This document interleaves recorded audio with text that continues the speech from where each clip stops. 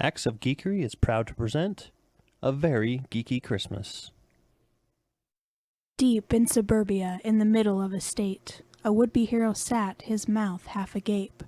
He was watching a video, with 10 million views, of some creatures he never imagined, snatching a big man in red hues. It can't really be Santa, Scott whispered to the floor. but I know it is him. I've seen him before. Scott sat there in silence for a minute or two. But what can be done? What can I do? You can save Christmas. Came a booming voice from behind. Scott spun his chair to see an amazing find. A man hovered above with a body of gold. He seemed so young, yet somehow so old. Who are you? Scott asked, his voice squeaking out barely. I am your only hope. It replied. You may call me Marley. You said I can save him? Scott said as he stood. If you know where he is, I know that I could. I came to you because it isn't so easy. Santa is trapped in a place most sleazy. With your teleportation, I could be there with haste. I could go to his captors and turn them to paste. Calm yourself down and hearken my verse. Santa is in somewhere much, much worse.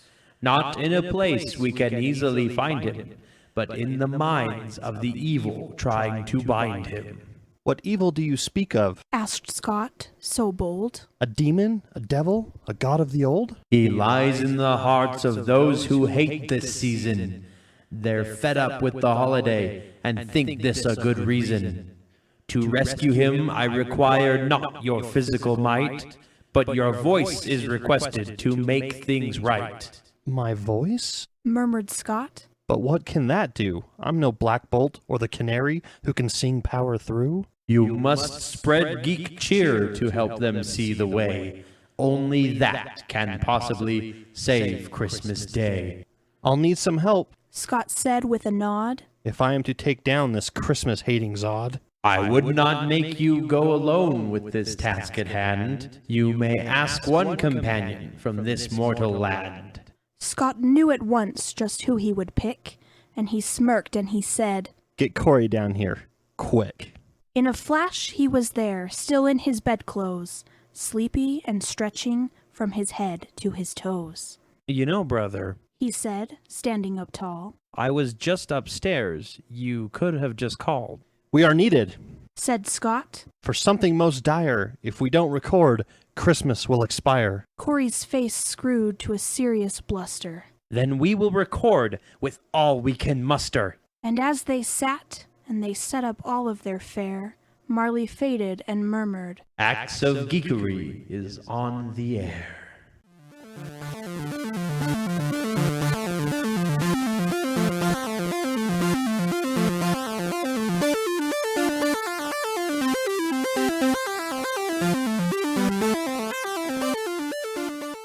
Hello, ladies and gentlemen, and welcome to the Acts of Geekery Podcast, our Christmas episode, episode 24. It's an eve. It's an eve before the Christmas. Yeah, it's almost like Christmas Eve. Yeah. I'm Corey, I'm Scott. and we're the Brothers Geek here to bring you all the geeky things in the world of geekdom. On our podcast eve. Yeah, the eve of the podcast. No, we're recording today, though. Podcast eve. That's why I didn't say eve of the podcast. Okay. Podcast eve. I guess it is evening. That works, too. Sure. Yeah. Sure, why not? Yeah. Anyways. Oh, look, we made a Christmas tree with our voices. Oh, off to a bad start. Let's get into this. Yeah, News. so, yeah, let's get into the news. Merry Xmas, Leela. Merry Xmas. Oh boy, it's Santa!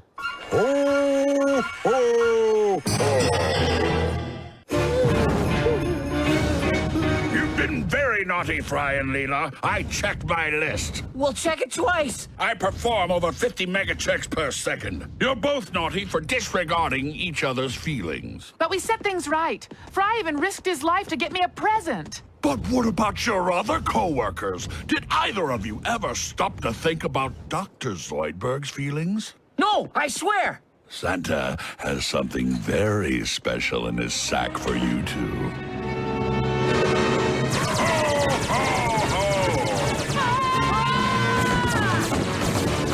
It's the news, where we tell you all the geeky things. Yeah. Yeah. And apparently not too much this week. No. Which doesn't, it doesn't surprise me. It is right before Christmas. Yeah, Everyone things kind of slow down this time of year, so which is fine. I know I'm kind of slow, both mentally and physically to this year. That's all right. Just this year.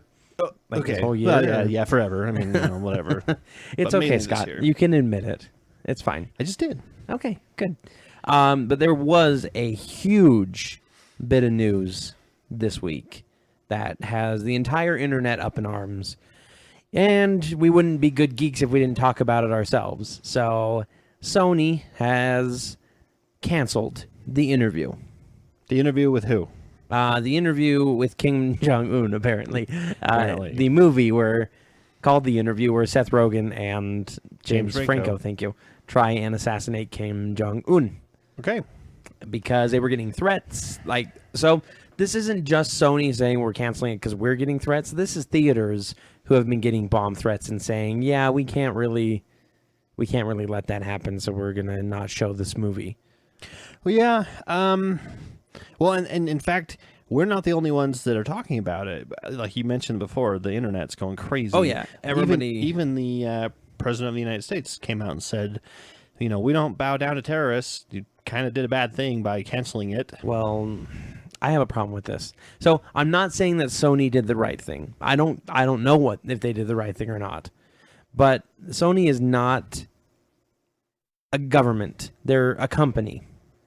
They are a company who makes decisions based on business.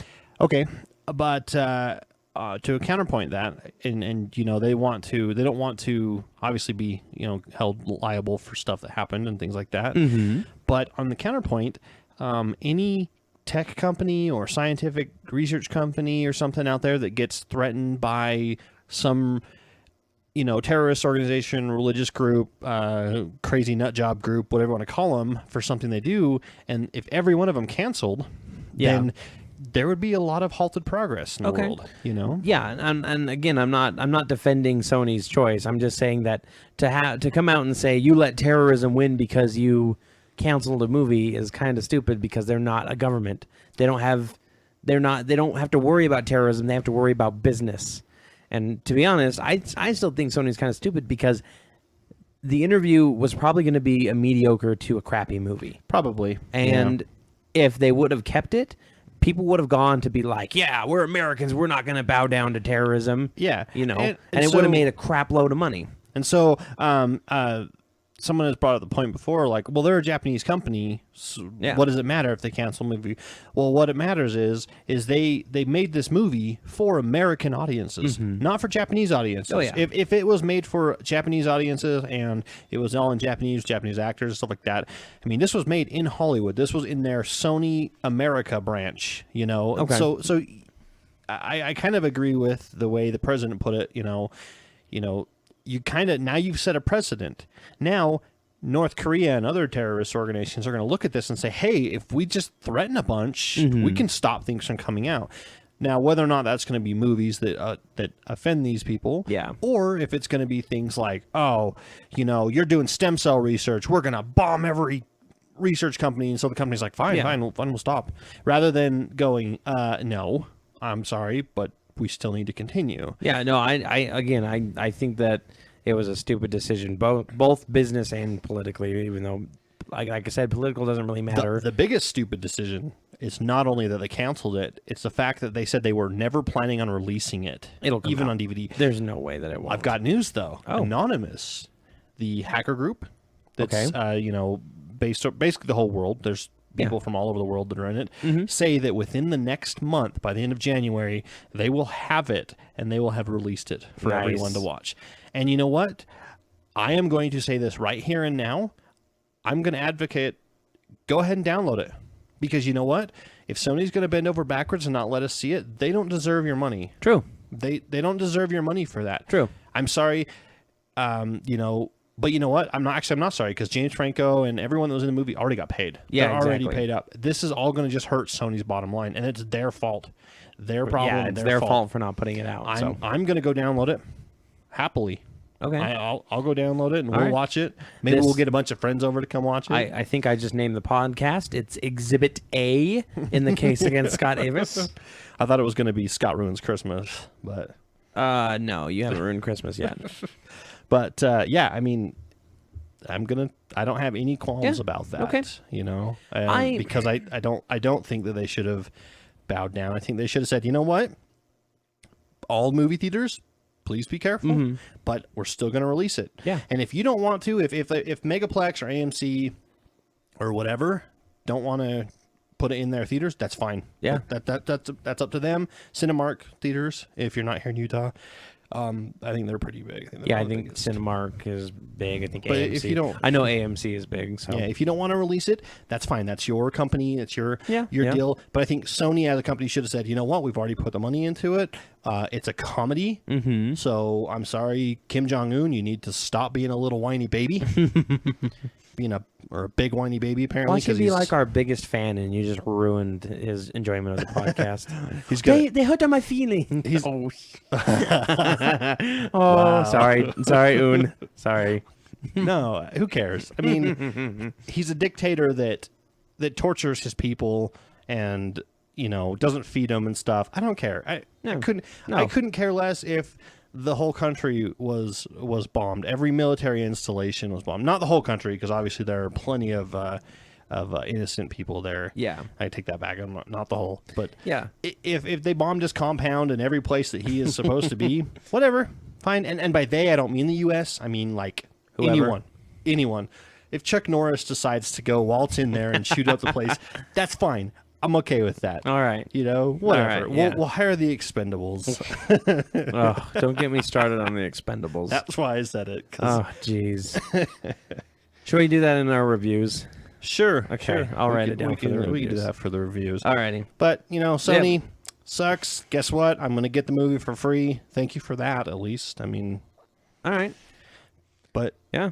Or they'll come out with I- it. In a I couple don't- weeks, yeah. it'll be straight to DVD, Blu-ray release, and everyone and their mom will go buy it because Oh, yeah. they'll be like, yeah, I'm going to see what this is all about because of all this crap going on. Maybe, So- maybe it was a big... So there's a conspiracy theory, you know? Maybe Yeah. it's one of those, they Maybe- did it on purpose. Just so they can I have a sell conspiracy a lot more. theory that Kim Jong-un is behind Transformers 4. Well, that sucks because he made over $1 billion on it. Yeah. Yeah, I know. That's why it's a theory. That's a horrible theory. It is. We don't want him to have money. No money for I didn't say it was a good theory. Some other stuff that's come out about this, the Alamo Draft House, which is a huge popular chain, I think it's like a bar/movie theater place, said that they were going to continue to show it, and then when it got canceled, they came out and said, well, instead, everybody who bought a ticket for that can come and watch Team America World Police from Paramount. Which is probably worse. Yes. Probably way worse than the interview. And they were going to give them, like, everybody got cap guns and everything that they could shoot at the screen. You know, they were having fun with it. And then Paramount came out and said, no, you can't show Team America. We haven't given you the rights for it. I think they need to do it anyways. Yeah. and be like, I don't care if you're going to risk a lawsuit. I mean, they won't because Yeah. of lawsuit stuff, but people need thicker skin. And then George R.R. Martin also came out and said that he would show the interview in his theater. I'll Like, show he it. owns. You showed it in yours. I'll show it in the Scooterplex. Yeah. I will show it in the Scooterplex, and I will 7 invite our people at a friends. time, please. Yep. 7 I people only got at a 7 time. seats, but We have one reserved. Actually, it's only 6 because we got one reserved for the Geek Mayor of Idaho, just in case he just in comes case. down. Yeah, 7 seats plus a beanbag. Yep. That'll fit enough people, right? Yeah, it should. So are you ready for somebody you're going to hate more than Kim Jong-un? Okay. I mean, that's going to take a lot. John Hamm. All right. Okay. I mean, he was on Mad Men. He played Yeah, a good part there. he's a nice guy. I think he's been in a couple other movies. Well, Done there's decent. been a lot of rumors about him playing superheroes over the years, like Doctor Strange. I see and that. He's got everything. kind of like that chiseled jawline thing going on. So there's quite a few characters that he probably could play. And Yeah. and he's a fairly decent actor. Well, he anyways. doesn't want to. And he came out and What? said that's like suicide. yeah, like actor suicide is that what you're thinking? Yeah, career suicide. Yeah. That's what I Well, was he trying to came out say. and said that he was very happy that he did not, and I'm putting this in air quotes for those of you who can't see my hands, draconian contracts Signed that a draconian, are yeah. that are superhero movies. Oh, Yeah. You look like you have a point there. So I actually read this. Yeah. And I'm like, really? You are turning down like 10 years guaranteed worth of work and income? Well, here's the thing: is Hollywood doesn't see things by stability; they see things by money and just it's Hollywood crap. Money, like 10 years of money. Yeah, I know, but okay. It's all about image in Hollywood, right? And he doesn't want to be roped into being that character. He doesn't want to be shanghaied into. Oh darn! Oh darn it! I have to be this awesome person, and he's talking about how. You get to see the first movie script, but then they sign you on for 2 more that you're not sure if those scripts are going to be good at all. Here's how I look at it. Boo-hoo! Boo-hoo! You have guaranteed work for 10 years, guaranteed money for 10 years. You get to play a character that people are probably going to love. Yeah. Even if you're a villain. Yeah. Like the Red Skull. Loki. Come on. Who's the best character in Avengers? Oh my gosh. Loki. And you're whining and complaining about it? You know what? I hope that he never gets work for another 10 years. Ooh. I hope for 10 more years he doesn't get a single movie. You are like full of curses towards people today. I am going to curse him for 10 years because any other normal person, rational, normal person would take something like that. Wow. You were just like, I have very strong opinions about that kind of stuff. And it's the whole trying to they act like they're better. Not all of them. Yeah. There's a lot of them that act like they're better than normal people. Mm-hmm. And a normal person's going to be so happy to have a job like that. Yeah, exactly. And they're not. And they're complaining about, oh man, I would have to be in 5 movies. Oh, I have to work in front of a green screen. Any standard person out there would jump at a chance like this. And I know I would. If they said, "Hey Scott, come play the stupid character, matter eater lad from the Legion of Superheroes. I'd be like, yes, I will do it. I will eat all the matter everywhere for you guys. And it's like, and we're gonna pay you $1 million per movie, and you're like, oh, you're gonna pay me for it too? Oh yeah, yeah, sure, even more so, yes. And this is why I have a hard time with celebrities that say stuff like this. This episode is full of Christmas cheer, isn't it? I'm sorry. I will try to make it. I'll try to make it more cheerful. Okay. But, let's get through the next news story first, because we're going to talk a little bit more. It makes you feel the exact same way. Yeah, we're gonna talk a little bit more about James Gunn here. We talked about him last time. Yeah, and the time before, I think. Yeah, about how he's coming out. So now that the movie's out and everything, he's coming out and saying how hard it was, or how the Avengers is separate from Guardians of the Galaxy, which is not true. Yeah, and he came out and he said how hard it was to do the Thanos scene because they wanted him to throw it in there, like he didn't want to do it. Yeah, he's like, "What? It was a big mistake to put Thanos in there." Or it was like, sorry, Thanos was better than Ronan. Oh yeah, absolutely. When he spoke, he's sitting on his chair the whole time. But you know what? When he spoke, you get chills. It's like, holy crap, he's the big bad guy. He's the one that you need to be afraid of. And it's like not Philandriel, whatever his name is. Not to mention that you have 2 daughters of Thanos. You can't have them be called daughters of Thanos and not have Thanos in there. People are just going to be confused. So I don't know. James Gunn, he did great with Guardians of the Galaxy, but I am done with him, with his with all the crap that he's given. I have a feeling that Marvel's going to be done with him too. Yeah, because he already fought them. He might be signed on for another movie, but he already fought them a lot over Guardians of the Galaxy in the first place, where he said, "I don't want this to be part of the continuity. I want it to be its own deal and something." And Marvel's basically like, "No. This is what we're doing here. This is why we hired you. You have to do this. We're not doing this. We're not." So Marvel is not making movies just to make movies. They're in the business to make this cohesive universe that everybody loves immersing themselves in. Yeah. Like the biggest movie project that's ever come around, and you're sitting there and poo-pooing it. Yeah, and so I think just like they did with what's the guy's name from Ant-Man, Edgar Wright. Edgar Wright. How Edgar Wright came out and didn't want to play nice with Marvel and didn't want it to be part of the cinematic universe, and Marvel was like, "Well, see ya." Yeah. And as you said last episode, they Edgar wrote him out of the Edgar wrote him out of the movie. Out of the movie. And you know what? I have a feeling that if James Gunn keeps running his mouth like this and saying this kind of stuff, they're gonna drop him. Yeah, they might just say, "Look, I know you're under contract. Here's 20% of your contract, and we'll pay you out of it or something, and we'll get someone else." Marvel has that kind of money. Disney has that kind of money. Exactly. They can do that, and they can just ditch whoever they want and get someone new, someone that's willing to play along. Again, any normal person would be like, "Yeah, you want me to be part of this super huge, awesome conglomerate of movies and be able to guaranteed to make money." Yeah. There is not a single Marvel movie that's come out that has not doubled at least what it costs to make. Even Thor, the first Thor, Captain America, the first one, and look how good the second ones did on all of them. Even like Thor's probably the least favorite set of movies that people like, and they still love them. And I always forget about Dark World. They still made like $600 million in Thor: The Dark World worldwide. That's awesome. That's 3 times what they put into it.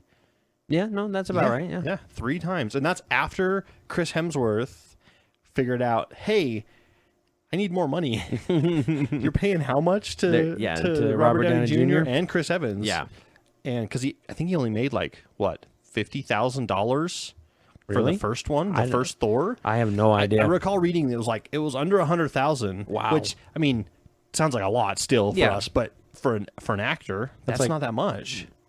And he goes, and then he found out that Chris Evans was making millions, and Tony Stark, Robert Downey Jr. He's Tony Stark like now. 40 million. He made like 40 million, and rather than just throwing a hissy fit about it and saying, "Ugh," he actually went and was like, "Hey, I didn't know that this was going to be so good. Can we renegotiate?" And they did. Yeah, and that's cool. Marvel was like, "Yeah, sure," because Marvel knows they want to play nice with their main characters too. And so now he's making, good money, or better money, I should say. And so, James, be quiet. Yep, stop. So they continue to pull out things from this interview that they had with him, but I think we're done. I think we're done with James Gunn. We're going to let him sit there and grumble and mumble all he wants. And he's going to dig his own hole. Yeah. But, dig his own grave, I guess. He also said that Guardians of the Galaxy was not a preview or a prequel to Avengers Infinity War, which is fine. That I agree with, because I'm tired of movies. So, for example, Mockingjay Part 1 was a giant trailer for Mockingjay Part 2. That's all it was. It was just like a huge setup. Okay. And yeah, I mean, I agree at that point. It's not a prequel. Yeah. However, there are going to be many, many things in it that are going to be used in Infinity War. And I don't know. I mean, like I said, I'm pretty much done with him too. We report on it because it comes out in the news and all these people. And we bring you the news. We bring you the news. Absolutely. Whether or not we like it. Yeah. I mean... And in fact, it probably makes a better show when we don't like it. Yeah. Otherwise, because we and Corey agree on everything. It's like, oh, this is happening. That's kind of cool. Okay, move on. Yeah, you and this I is agree happening. on We everything. hate it. Here's why we hate it. Yeah. Yeah, we pretty much agree on everything. So when something comes out that we either have differing opinions on, like Sony interview, the interview, or things like this where we're both like, shut up, stop being a douche, don't be a dick, according to Will Wheaton. Yes, take the mantra of Will Wheaton. Don't be a dick. All right, let's take a deep breath. It is Christmas time, so let's bring you some good news. Spread some of that good geek cheer. Some of that Christmas holiday Kwanzaa Festivus. Hanukkah. I don't know how to say any of those or spell them. Definitely don't spell them. Yeah, don't even try to spell them. I can't even spell Christmas, all right? Yeah, I know. But let's talk about 5 directors who are up for the role for Star Trek 3. Woo! Star Trek 3! Scott is super excited. Which, by the way, for those of you who are wondering, yes, we are working our way through Season 1. Finally. We're 5 or 6 episodes in. I think. Yes, we're on the 6th, I believe. Which is fun. There's been some fun moments so far, but we'll get to that when we get to our review. But we're talking about Star Trek 3, which is gone because J.J. Abrams is doing Star Wars now. He's moved on. And Robert Orci. Which is sad. Robert I think it's Orci. Yeah. Dropped off as director. So they are looking at 5 different people. The first is their main hopeful. Actually, we'll start at the bottom instead of like the main hopeful one. We'll start at the bottom and work our way up. So the first one that we have is I kind of want the bottom one to be the last one because I think out of all these directors, that one's the one. That one's going to be the one that we're most excited for. All right, so the one that they're really hopeful about then is Rupert Wyatt, who is the director of Rise of the Planet of the Apes. Wonderful movie. So it's going to be Star Trek of the stars of the planet of the saving things into the darkness. But not a bad director. He did a really great good job. I loved Rise of the Planet of the Apes. Yeah, I thought really it was way fun.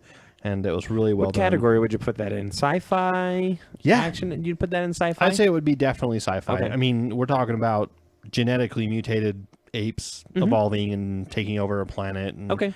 Yeah. I mean, in the original with Charlton Heston, they were astronauts. Yeah. I mean, right there's your space. Yeah. There's your science stuff. As long as it's got space in it, it's science fiction. Oh, yeah.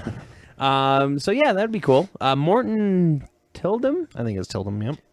The director of The Imitation Game, which is a movie neither of us have seen. I don't even know what it's about. It's up for a bunch of awards right now. Is this the one that's based on Alan Turing? Oh, I don't know. I don't. Let me, we should find out because I know there's a movie that came out this year that's got Alan Turing as a character in it. Which is a great scientific mind. Yeah, Benedict Cumberbatch. Yeah, Keira Knightley. Yep. It's where he creates the Turing test. Well, not even that. This is the one where he creates the code breaker, or he's able to break codes during World War I or II. So that's what he's mainly known for. Okay. I mean, yeah, the Turing test is named after him, but I hear it's a good movie. He was like the mastermind behind being able to break the codes of the enemy. Oh, nice. So because he could do that, which is awesome. So yeah, sweet. I heard it was really good. It got really good like ratings and reviews. It's up for a lot of accolades. Which means it'll probably be good. He'd be a good director for Star Trek. We have Daniel Espinosa, who is the director of Safe House and Child 44. I think I don't know what Safe House was, but correct me if I'm wrong. It sounds like a bad movie. It does. It sounds like a bad action movie. In fact, I think you might be right. I think this might be the one with Paul Walker in it. Let's go back to IMDb here. Yeah, Wonderful podcasting. Don't even just close. Don't even close. Yeah, I should just keep this open. Denzel Washington and Ryan Reynolds. Oh, this is the one where Denzel or Ryan is like a criminal, and they put him in a safe house, and they got to defend him and everything. Oh, and it's got okay reviews, so it probably isn't that bad. Yeah. Maybe I'm thinking of like the one where they're trapped in the armored car for an hour and a half. And they stick the money. You remember that when they stick the money against the window to so that the bad guys couldn't get into it, and the bad guys were trying to get into it, break into an armored car. No, I've never heard of that before. I think it is. I really do. Okay, what about Child 44 here? With Tom. Oh, that's coming out next year. So Tom Hardy and set in Stalin era, Soviet Russian, blah blah. Oh, it's a war movie. Okay. Yeah. Okay. So whatever. So the next one is Justin Lin, who directed the Fast and the Furious, the first one. Yep. Which was probably the best one. It is the best one. And then he's also directing the Bourne Legacy sequel, which Yeah. means he might not have time to direct Star Trek 3. Well, no. The thing is the reason he's in this list is because time opened up for him to direct. Oh, okay. And because he was going to do Bourne Legacy sequel, and I think they pushed it back long enough that he would be able to direct both. All right. Yeah. But it's the last one that both of us are really excited about. Yeah, this is the one that I think the son of Bono himself, Duncan Jones. Is he a smaller turd? Like that South Park episode. Yes. Speaking of kowtowing to terrorist threats. The South Park episode where they had Allah, or not Allah. What's his name? The prophet. Muhammad. Yeah. And there were huge threats against him. And they still aired it. Well, yeah, but they covered up Muhammad in a bunch of different stuff and everything. Oh gosh. Like a teddy bear costume and dressed him up as Santa and things like that. Okay. Anyways, Duncan Jones. Yeah, the director of Moon. One of my favorite sci-fis one of your ever. favorite sci-fis, which is about clones. Yeah. It's got Kevin Spacey in it as a computer. I know Yeah. that much. It's got two characters in it. Yeah, Kevin Spacey And Sam Rockwell. which both great actors. Oh, yeah. Absolutely. Sam awesome. Rockwell, Justin Hammer, if you want to know. I mean, he played Justin Hammer from Iron Man 2. Yeah, and everybody should know who Kevin Spacey is. Yes. I mean, Yeah. he does great impressions. He's the Senator in Senator, House of yep, Cards. the main character. He's freaking Lex Luthor Yeah. in that awful Superman Returns. I like that. I Superman. know, I know Every you do. time everyone says that, I'm always like ashamed. I'm like, I like that. I really That's your did. guilty pleasure. Yeah, that's Yeah. Superman Returns. But Although now that I see Brandon Ruth as the Atom, he kind of is a joke as Superman. Yeah. I'm like, oh, he's played so much better Atom character. yes, absolutely. But we're both excited because Duncan Jones already is directing a movie that's just about done and getting ready to come out in a couple years here. The Warcraft movie. Yep. Yay! So he'll be free up for, and I hope he gets it for Star Trek 3. Him or Rupert. Yeah. Him or Rupert. I don't know. I mean, the only one on there that I'm kind of like, is Justin Lin, and only because I've only really seen Fast and Furious, and I haven't seen what he's going to do with Bourne Legacy. So I only know him based off Fast and Furious, and I like it. It's a fun movie, but I don't think it's Star Trek So material. are they going to soup up the Enterprise and they're going to have a bunch of girls walking around in short shorts and tank tops? Short spacesuits. Yes. I was they just already gonna had say a girl in I was just gonna bikini. say it's gonna be like drifting, like shuttles and stuff drifting in space. And like they already did that episode on Voyager. Really? Yeah, you don't remember that one, the space race? Scott, I have hardly seen any Voyager. It's a good one. Yeah. I actually like that one because I know. they race shuttles and stuff, and I'm like, ooh, cool! It's a whole bunch of different species racing. Nice. They all line up in a row and then take off. Let me and- guess, Paris is the main character Yep. for that episode. I thought so. Did you know he killed somebody in Starfleet Academy? Yes, I did. What? Not- That's why. And then he actually stole a shuttlecraft and escaped and went and joined the Maquis. Paris? Yes. Oh. I wasn't serious because he's played two characters in Star Trek. He's played Well, Paris I and don't- he's played okay, he's yeah. played the pilot in the Will Wheaton episode where they're doing the thing and they kill one of their Oh, they do the starburst maneuver. Yeah, and then they kill one Okay. of the, yeah. Yeah. But no, he actually was. He was an admiral's son in Voyager, and he did something illegal, and they were going to arrest him, and so he stole a shuttlecraft and flew to the Badlands and joined the Maquis. Wow. Yeah, All right. basically to piss off his dad. and then, Okay, and then then. he ended up. That's how he ended up being on Voyagers because he was part of the Maquis crew. Okay. that they were chasing. See, don't know And we need to anything watch about it. Yeah, and we'll get to it. It's on our list. We'll get to it eventually. We have to get through Deep Space Nine first. And this podcast Yeah. first. Well, yeah, obviously. That's never going to happen, by the way. I know. All right, so according to Joss Whedon, the director of the Avengers and Avengers Age of Ultron, he has said that Ultron is going to be the one responsible for creating the Vision, just like in the comics. Like, he came out and said that, which is super crazy and cool. Like, that he's sticking that close to it. Yes, please, directors and actors, please stick with the character It's origins. okay. It's okay to do it that way. That's why we love him, is because they're awesome like that. The Flash episode. Oh so, my gosh, so perfect. I mean, his origin story in the comics is just exactly like the one Yep. that they did in the TV show, and it's perfect.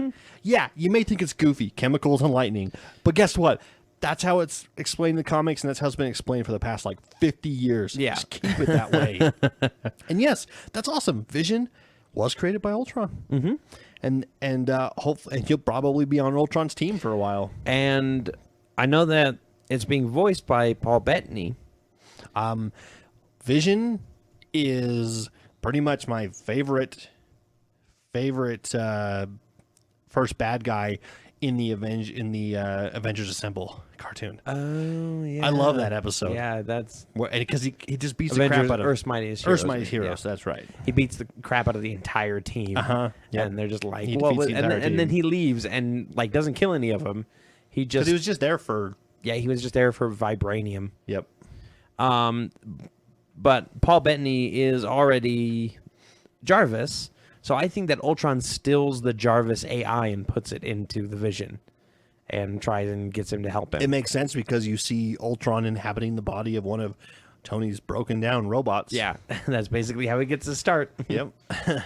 Other news coming out, and I'm actually excited for this. This is a very good character. Amanda Waller. Amanda Waller is the head of Argus in the Suicide Squad movie that's coming out. Best voiced by What's her name? Mrs. Frederick. From Warehouse 13. From Warehouse 13, and but she's can't got remember some her real other name. And she looks exactly like Amanda Waller, Yes. too. But they're going to go with a different actress. They're going to go with Viola Davis as Amanda Waller. Now, Viola Davis has been in The Help. She's the main character there, and she did really good in that movie. I enjoy The Help immensely. Oh, Ender Game. Yeah, she's in Ender's Game okay. as the psychiatrist lady. Yes. Okay. Yeah. Both characters that are kind of nicer, kind of more sympathetic. Amanda Waller is a character that you just want to kick her in the non-existent nuts. She's a bee. Yes, she's very much so. So it's going to be very interesting to see how Viola Davis plays it. I'm excited for it, though. Yeah, and that's awesome. I'm so excited for the Suicide Squad. Mm-hmm. I keep seeing all the concept art and like Photoshop where they take all the different actors and put them in the costumes, even like Digger Harkness and stuff. And I'm like, oh, it looks so cool. Do it. Yeah. The other little bit of casting news that we have, Peyton List is cast in the Flash series. Okay, she's very pretty. Yep, she has been in Sorcerer's Apprentice. I think as the girlfriend. Okay, she's in the Tomorrow, or she was in the Tomorrow People. I haven't watched much of that. Yeah, I watched a little bit of it, but it was just another CW show, and it was kind of the same, exactly, same old. Oh, she's a young Becky, I guess. Ooh, okay. How old is she? I don't know. Maybe I'm gonna go to jail by saying she's very pretty. She's born in 98. 1998? She doesn't look like she doesn't. No, look that she's age. not even 18 yet. No, she doesn't look 16. Well, actually, look at her other pictures. Yeah, she does. Yeah, she definitely looks young. Holy crap! Well, anyway, she looks a lot older now. She was in Diary of a Wimpy Kid. If you know about that, I don't. But yeah, neither do I. So let's see. So 1998. How old would she be then? 17? Yeah, just about 17. No, she'd be. She's 16 right now. She'd Going be on. 16. You are 16, going on 17. But she is going to be playing the where is it? Captain Cold's younger sister. Yes, aka the Golden Glider, also known as Glider in comics. One of the rogues, and eventually the girlfriend of Mirror Master, if I'm not mistaken. Yes, but so I mean, Glider, obviously not in this. Glider, for those of our listeners that don't know who that is, is probably, I'd say, half of them. I would say most. I barely know who Glider is. So.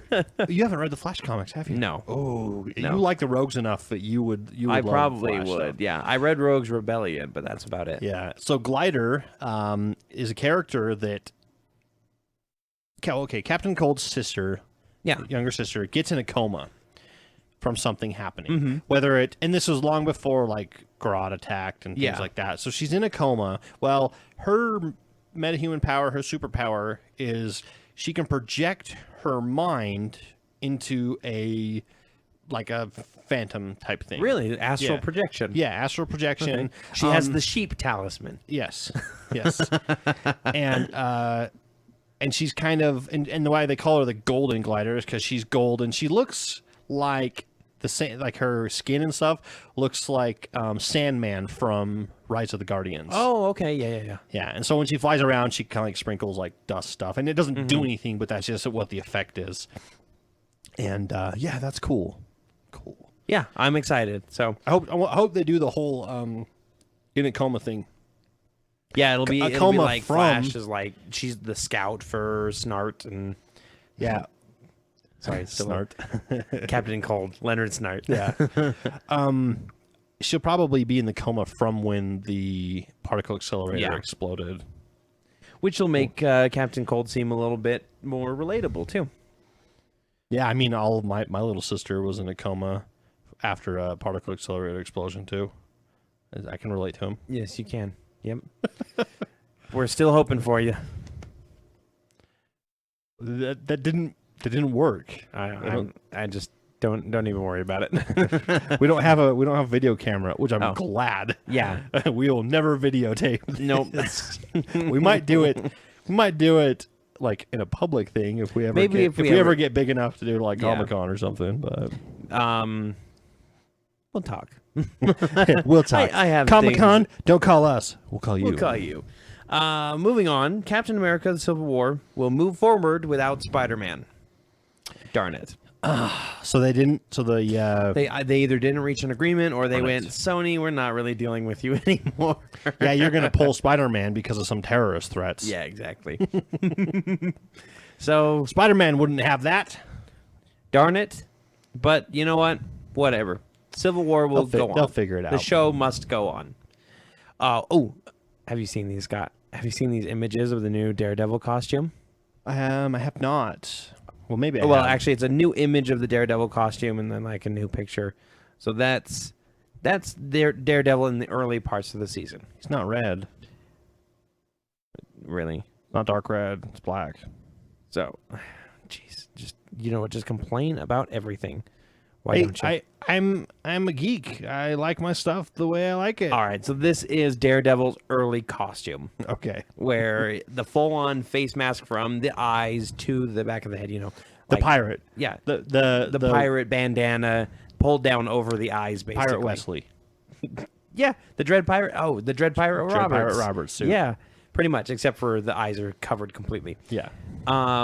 But they will say that, or they did come out and say that there will be a red suit. You will see Daredevil in a red suit. Okay. So, As long as it eventually turns into red suit, that's fine. yeah. But you know what? I mean, I could probably be okay with him being in the. They make it like a super dark red and it's almost black. Yeah. Be okay with that because they've done that kind of stuff on Arrow. Mm-hmm. You know, they got rid of there's no fishnets for Black Canary's costume. Which fishnets are impractical anyway. But Right, they- but she they still rip looks so she easily, still looks trust me. fine. Arrow doesn't have the Robin Hood hat. He's got an actual hood. I want to see him in the Robin Hood hat. I want to see them do a Halloween episode where he dresses up as Robin This is Hood. the third time we mentioned it on the podcast. I wanna But see it. yes, you are right. We need to wanna have a see that. Halloween episode like that. What are you talking about? I don't remember our last podcast. This is episode 1, right? Right? Yes, we're just starting out, Scott. Oh, okay. We decided to start this. We're right really before good for just Christmas. starting I know, out. right? We like have this in the bag. Actually, we're not that good. No, that's true. All right, I Well, am. my mom says I'm special. No, she doesn't. She just says that. That's true. She doesn't. Yeah, she doesn't. Okay, what happened? Why can't I not connect to the internet? Oh no! No, you're not connected to the internet. Y2K. Ah! Everybody clap really hard, and maybe the internet will come back on. Hey, Yay, it worked! You guys did it. Congratulations. We can't do a podcast without the internet. No, Though technically we can. No one would listen to it. No one would be able to hear it. It would just be us talking. I'd have to nothing. I'd have to put on a disc, a CD, and bring it to everyone. And be like, here's a new episode. That Yeah. would cost me so much money. So much money. Yeah. I'd make them. I used to draw comics for people. I'd make like them that. buy their own rewritable disc, and then I'd bring it back and forth and keep doing it. So a little while ago, about 2 or 3 months back, DC came out and announced that Batgirl was going to get a new costume, and they showed it off, and it's this kind of cool street level.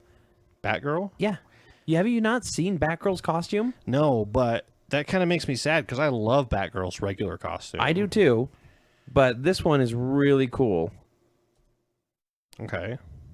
Let's see. I'm gonna have to bring this up so that you can see. It's more yellow, or it's more like kind of more dark blue than black. This costume came out and it just like took the internet by storm. Oh, that doesn't Fan look- art. Okay. Fan artists went nuts with this, and it's kind of a cool, more street level look to it. She's got a jacket on, and she's got short gloves and regular pants and everything. Oh, look, they're even There's even cosplaying. cosplay already. Yeah. Wow, it's amazing. I mean, let's see. Go back to that one. That's the one I love. The kind of body armor, black and yellow, body armored. It looks like armored Kevlar. This is my favorite one. I love the Stephanie Brown Batgirl outfit. Yeah. This is great podcast material, by the way. Yeah. Us sitting here talking about stuff that the players or the people can't see. Google it, people. You have your own fingers. You can do it. But Marvel has come out and said that they are going to give Spider-Woman a new costume. Okay, I know they came out with Silk. Yes. The new character And in Spider-Man comics, and she's got kind of like a white hoodie on type thing, yeah. and they're not even like tight pants; they're just like kind of baggy normal pants.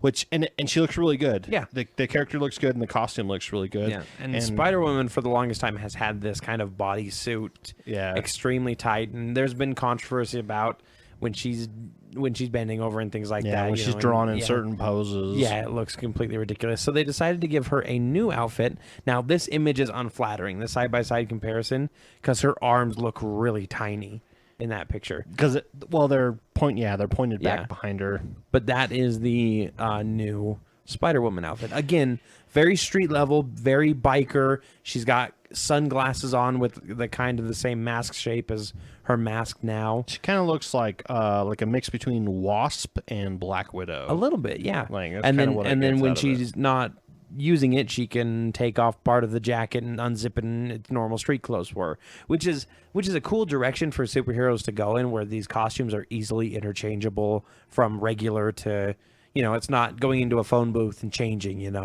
or going into an alley, into a dumpster and switching out your regular clothes and leaving them in a bag. They've also, whoever drew this one, she's drawn more like Batman the Animated Series. A little bit. It kind of than classic Spider-Woman has.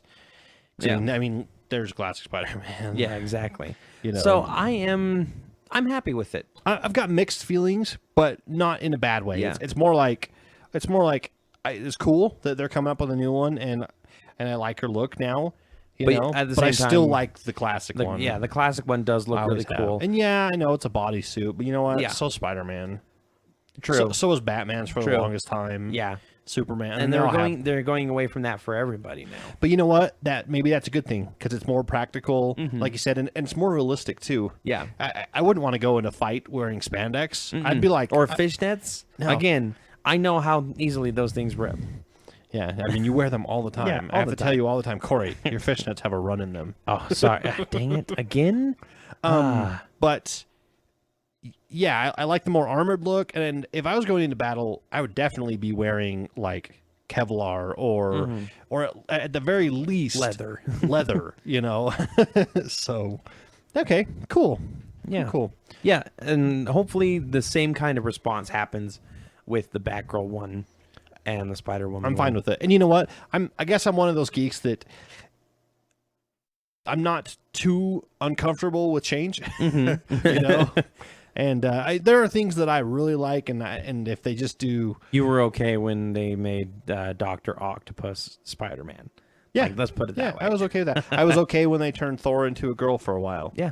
I think she still is. Okay, fine. I haven't read many of the comics. Well, it's Thor, and then there's a female Thor. Right. I'm totally cool with that. I like the kind of like Elseworld, alternate universe stuff. You know who's going to be doing a lot of alternate universe? IDW Publishing has come out and said a lot of their, like next year, one of their plans is to do Elseworld books for like Red Sonja and Savage Dragon and all these ones where they're put into situations like that. So there's something to look forward to in 2015. And I like when they changed Gamora's outfit from classic Gamora to her new one. You mean the strips of cloth that make a bikini to an actual full suit? Yeah, I actually like her suit because it looks futuristic and it looks like armor of some sort. Because she's got super strength and she's like this awesome assassin, but still. She should still have some kind of armor, some kind of protection. Absolutely. Because she's going to run into people that are stronger than she is, All right, Scott, I have a potential spoiler for you.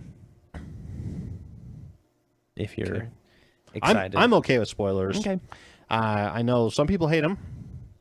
Some people won't even watch trailers because they think it spoils the movie. Some people won't. George Lucas, we're looking at you. Some people won't even talk about TV shows with people until they're all 100% cut up because they don't want any spoilers. And for me, it's more like as long as like super major plot points don't get spoiled, you know, oh, he dies at the end. And the whole plot is around that. Yeah. And it's like, dang it, that was kind of a waste, but... Well, Evangeline Lilly did an interview with CNN recently, probably for The Hobbit because that movie came out. Yep. And we'll She get into that plays redheaded... Tariel. Yeah, is her name. Redheaded elf. The elf that's not supposed to be in there. Even more so than Legolas. That's okay. I actually like her character way better than I like Legolas. Yeah, I do too.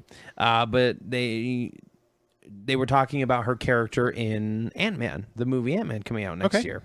And she goes, oh, my character is the daughter of the founders of the Avengers, Ant-Man and the Wasp. She's very talented, intelligent, capable woman, and a force to be reckoned with.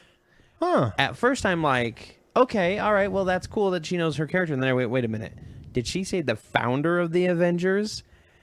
And so there's two theories going around. One is that she's just talking about in the comics, like, the Ant-Man and the Wasp, the founder of the Avengers in the comics. Which is cool, which means that she actually picked up a comic or at least read a little bit about them. Or there's a secret history of, like, another team of Avengers. A secret Avengers? Or like an Avengers initiative before the Avengers came around. Yeah. That was like Ant-Man, Wasp, maybe like a Black Captain America, because there was a Black Captain America after Captain America got frozen. That was in like a version of the Avengers or like a version of the Invaders or something like that. Okay. So we could see in the Ant-Man movie like a whole new set. She's of playing. Avengers. She's playing Hope Van Dyne. Yep, Hope Van Dyne. Hope Van Dyne Pym. So she's going to be the new Wasp. Yes, or she'll be. Or yellow. Maybe they'll make her Yellow Jacket or something. I think Yellow Jacket. They'll Yellow Jacket's make her the Hornet. villains. They'll make her Hornet. Yellow Jacket's the villain in this movie. Oh, really? Yeah, somebody not Hank Pym, but somebody calls himself the Yellow Jacket and takes. Interesting. Yeah, it's gonna be really interesting. I'm kind of excited. I want to see this movie so bad. You know me. I'm like I have all really, in for you the think it's Ant-Man gonna movie. be? You think it's going to be like a lot of comedy because he is super tiny. yeah. There's not really a way you can do that and be serious. Paul Rudd is the perfect choice for this, and it's going to be a fun heist movie. Is from what I've heard. They want to make it like a heist movie, and they'll make it as fun as possible. Ocean's Avengers. Yeah. I need a team. Assemble me a hacker. You know what? We're just gonna move on. Yeah, just move on. I'm not good at improv. Okay, guys. Jeez. Huh? I wonder how she's gonna play that character. Tiny.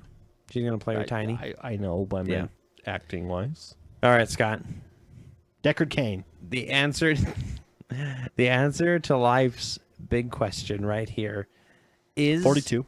Deckard a replicant? is in the Blade Runner movie. In Blade Runner. Yeah. So this has been Deckard, the one that hunts the replicants down, the ones that Harrison go, Ford's character. Whatever. Yeah. There has been this huge back and forth about he is a replicant himself, which is basically a synthetic human, isn't it? Yeah, it's an android. Yeah. And then people say, and Harrison Ford has said he thinks Deckard's a human. Well, Ridley Scott has finally come out and said it, and this is a huge spoiler. If you don't want to know, if you want to live in the mystery and whatever, skip ahead about a minute, whatever. It doesn't really change anything for me. No. And who cares? The movie's been out for like 30 years. It's fine. Deckard is a replicant. Okay. Yep. I mean, like I said, not really like surprising because I've read a lot of things about it, and especially there's a couple scenes where, the other replicant's talking about it, and he kind of was like, "Hey, you know what I'm talking about, right?" Mm-hmm. And Deckard's like, "No," but then us as the audience are like, "Oh, he's one of them." Some people were like, "No, he can't be." He can't be, even though Ridley Scott says so. He can't be because he's not as strong as the other one. Well, look at it this way: the replicant that Deckard tracks down was an ex-military replicant. That's true, so it's going to have super strength and stuff, and that's probably why it has such a short lifespan, and Deckard's doesn't. Yeah.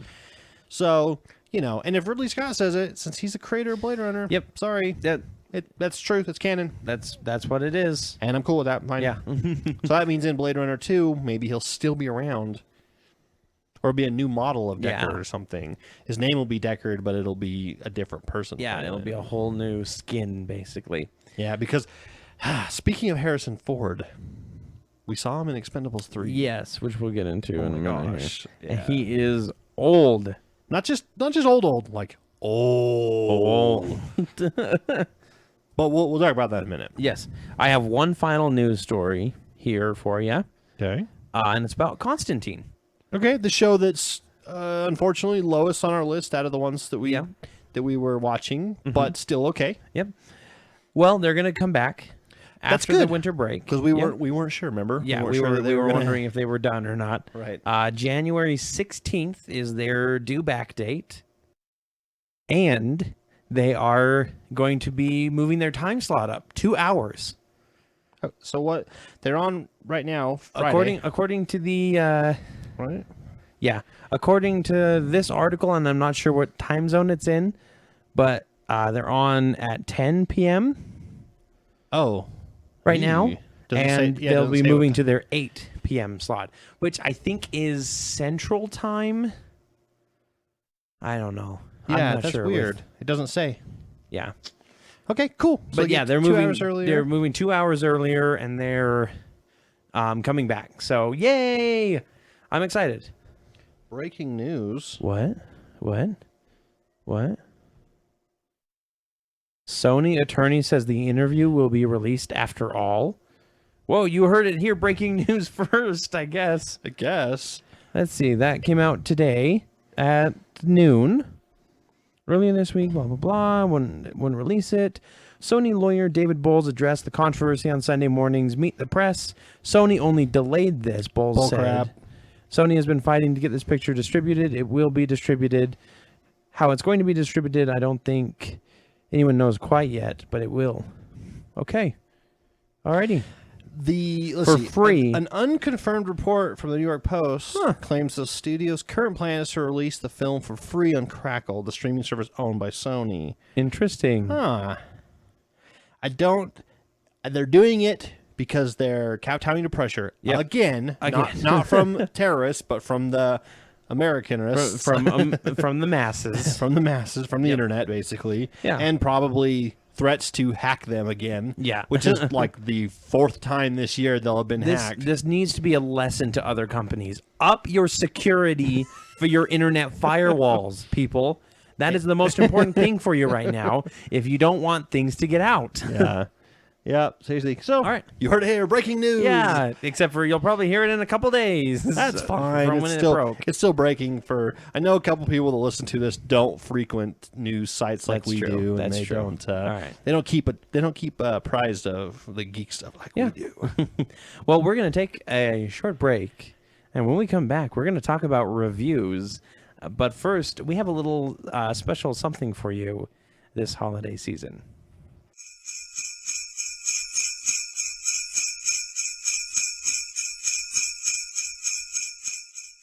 Jiggle bells, jiggle bells, jiggle all the way. Scott, what are you doing? Hey, what's going on? What was that? Oh, I'm just singing some carols to get in the spirit of things and the holidays. Okay, but why were you singing it wrong? Oh, wrong? What do you mean? You were saying jiggle bells. And? It's pronounced jingle bells? No, what? No, it's not. Pretty sure it is. I don't think so. I've been singing this carol for a long, long time. I think I know what it says. Everyone else in the world sings jingle bells. Are you sure? Yeah. Oh, okay. All right. Did you think that you were the only one who was singing the lyrics right? Maybe. Well, you're wrong. Fine, I'll sing a different one. All right. God rest ye, merry gentlemen, let nothing... Stop. What? It's not gentleman, it's gentleman. You can't be serious. What is a gentleman anyway? How can you even think that's a word? I thought it was like the word for old homeless people, because they're a gentle and the sack they carry on a stick around with them. That's a bendel. Not a Jendal. Oh, okay, fine. You know what? I've had enough. Give me your Christmas card. It's pronounced Christmas?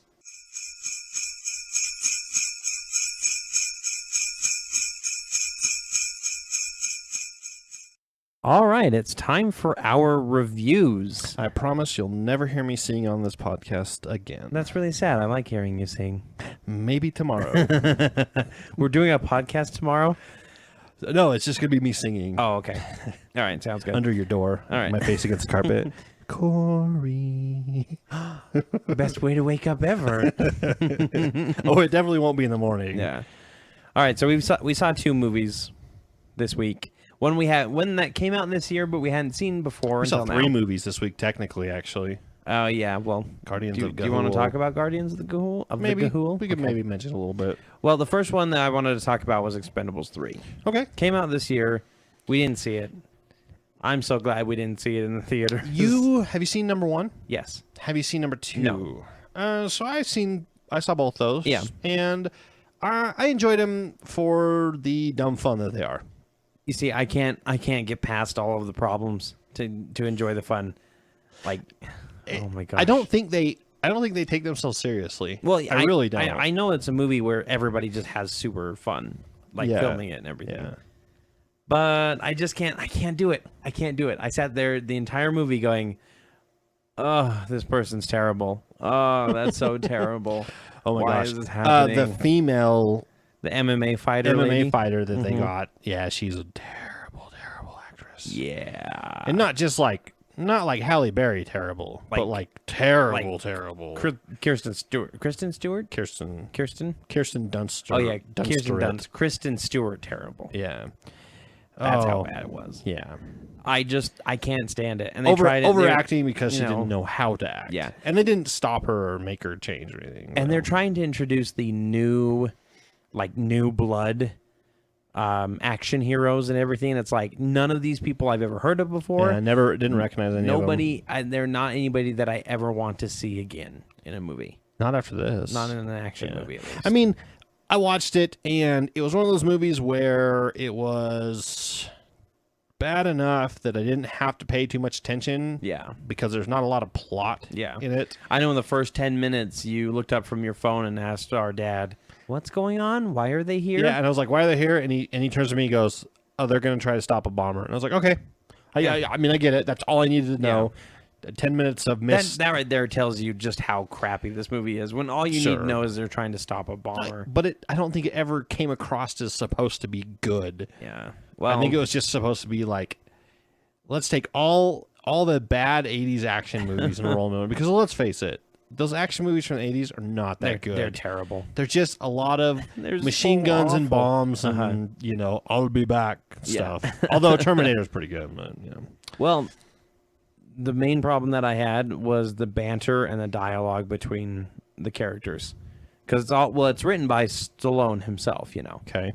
And it felt so forced. It didn't feel real at all. One thing that always bugged me from the very first one Yeah. is you've got Sylvester Stallone, Yeah. okay, not known for his great speaking ability.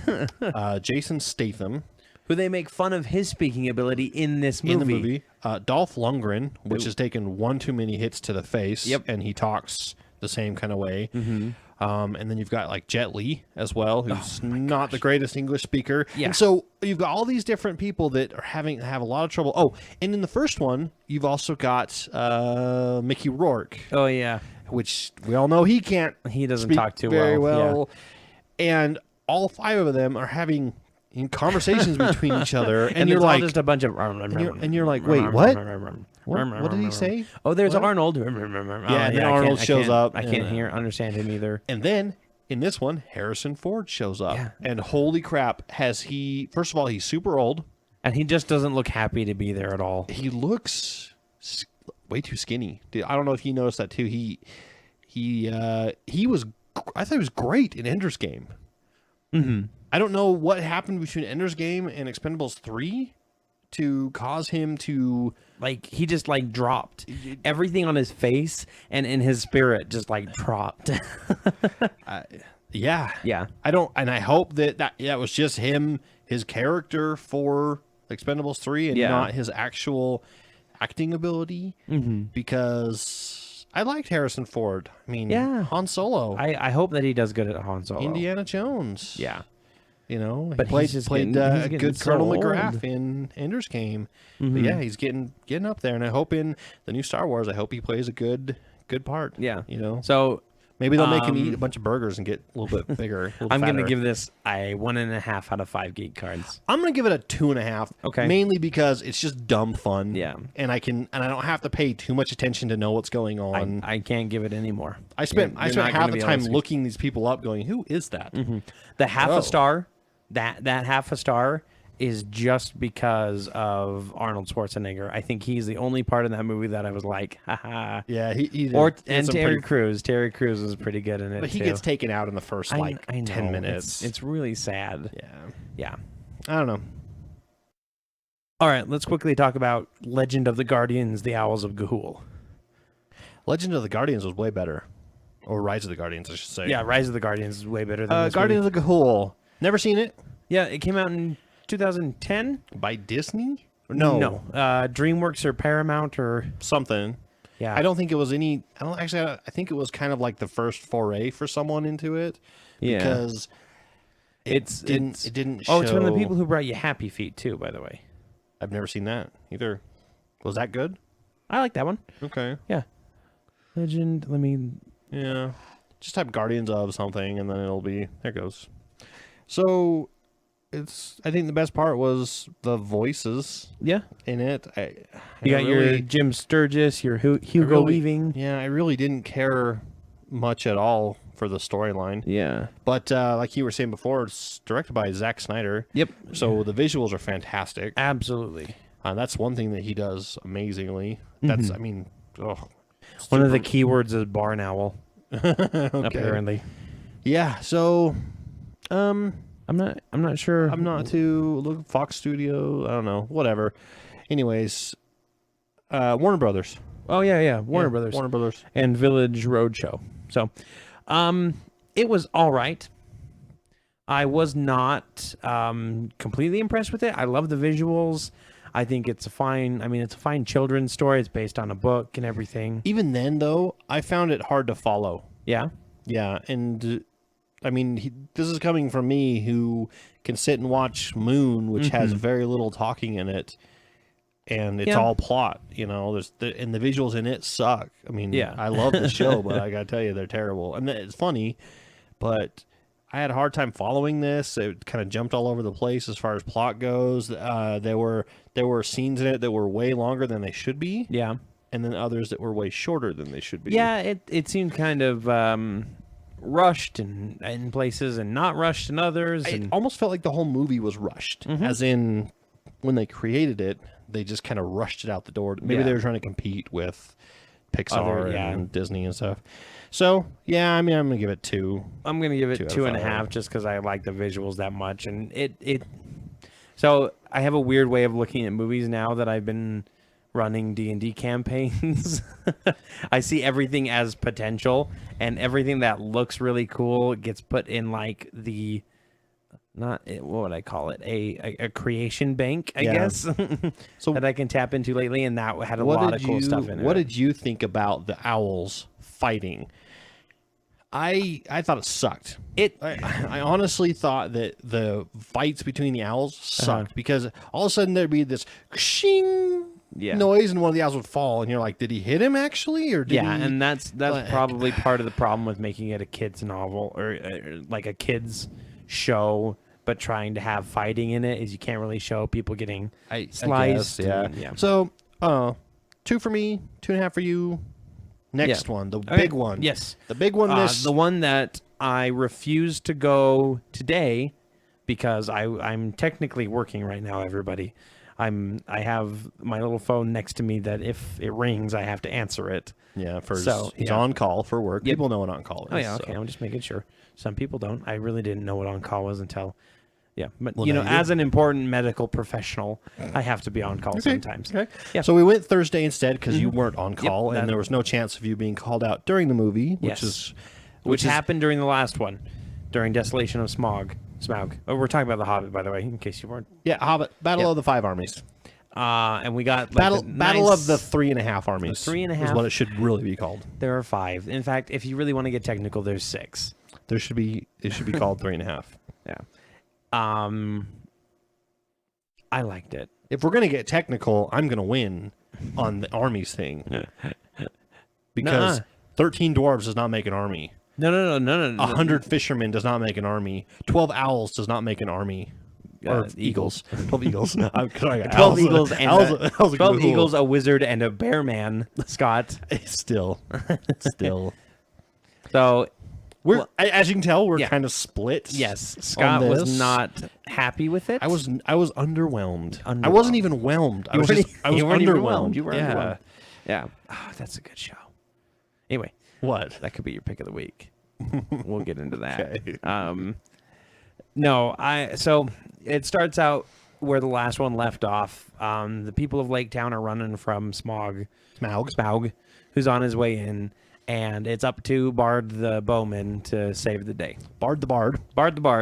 They can inherently shoot a bow and arrow. I didn't know bards could do that, but their loot doubles as a. He took a feat for it. Yeah, that's true. Yeah, and that's what started off my underwhelmingness of the movie. I can't wait to get into this with you. Okay, but we've already got into it. Yes, but we can get into it on the podcast because it makes for good radio. You thought that Smaug, and spoiler alert, I really don't feel like I have to say spoiler alert for this. Smaug dies. Yes, the dragon dies. Oh. This dragon that they built up to be this, pardon my French, badass monster that no one can defeat, destroys entire towns and burns entire armies to cinders.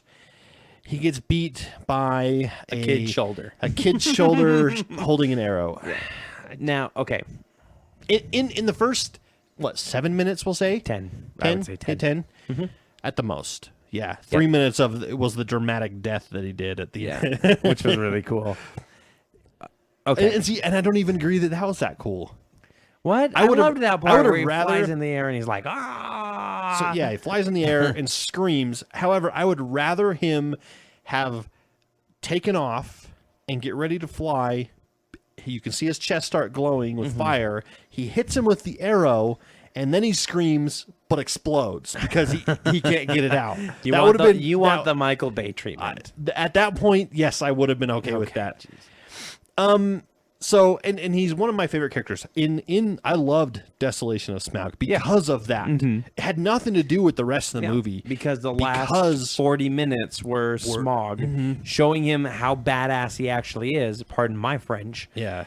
Where the dwarves who go through all this stuff and run and barely escape him about a dozen times. And then they bury him in... They bury him in molten gold, and then he bursts out really? Yeah. Are you serious? I'll show you fire. Yeah. And then awesome scenes between Martin Freeman and Smaug. Benedict Cumberbatch. Doing their back and forth talking, and Smaug is kind of toying with him, like, "Oh, you're here to steal something for." Whatever his name is. Stupid Thorin Oakenshield. And, so, which, after talking to my friend, he was saying he's read The Hobbit multiple times. Yeah. And, Bilbo goes in, steals like a goblet or something, and comes out and shows it to the dwarves. The dwarves never enter the Lonely Mountain. Oh, yeah? Until after he's dead. After Smaug is dead.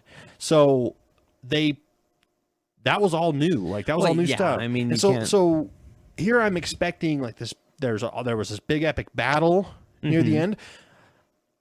And then in the first 10 minutes, Smaug's gone. And I'm like, oh, man, it would have been better if like, it took like a half an hour of them fighting him, and maybe like an army of dwarves has to fight him or something. And okay. I know that's not what happened in the book, but you know what? You can't say that because guess what? 90% of the movie was different from the book. Okay, so this goes back to my whole talking earlier about how some movies are just big, long prequels / trailers for the next movie. Desolation of Smaug, The Hobbit, There and Back Again, and Battle of the Five Armies, or An Unexpected Journey, not There and Back Again, are all supposed to be watched continuously. No, and it's fine. I agree. But it would have to be continuous with no break. As in, the minute Smaug leaves the mountain and goes after Lake Town, you pop the next disc in and you start it. Yeah. Then it feels like a continuation, a good finish to that. Yep. Granted, I watched it a month ago, a couple weeks ago, but it still was enough time between that and the Five Armies where I kind of lost my, that was a mostly complete Smaug story, So I think that if we went back once this comes out on DVD and we watched them all together, one right after the other, I think you might be a little bit. I guess I would still be part. disappointed in the ending of him. He fights all the dwarves, but I would rather have had him die by the dwarves or fight more stuff. Maybe the elves or the army. Okay. So, anyways, we'll get past that. So you would be disappointed in the book then too, because he doesn't have a grand fighting five armies end to him. But do they also? They don't spend 40 minutes in the book building him up and fighting back and forth. He's just there and he gets tricked. Yeah. Which, okay, that's how it was written. So I know where you're coming from. I just don't agree with you. So the whole movie was, for me, it was so-so.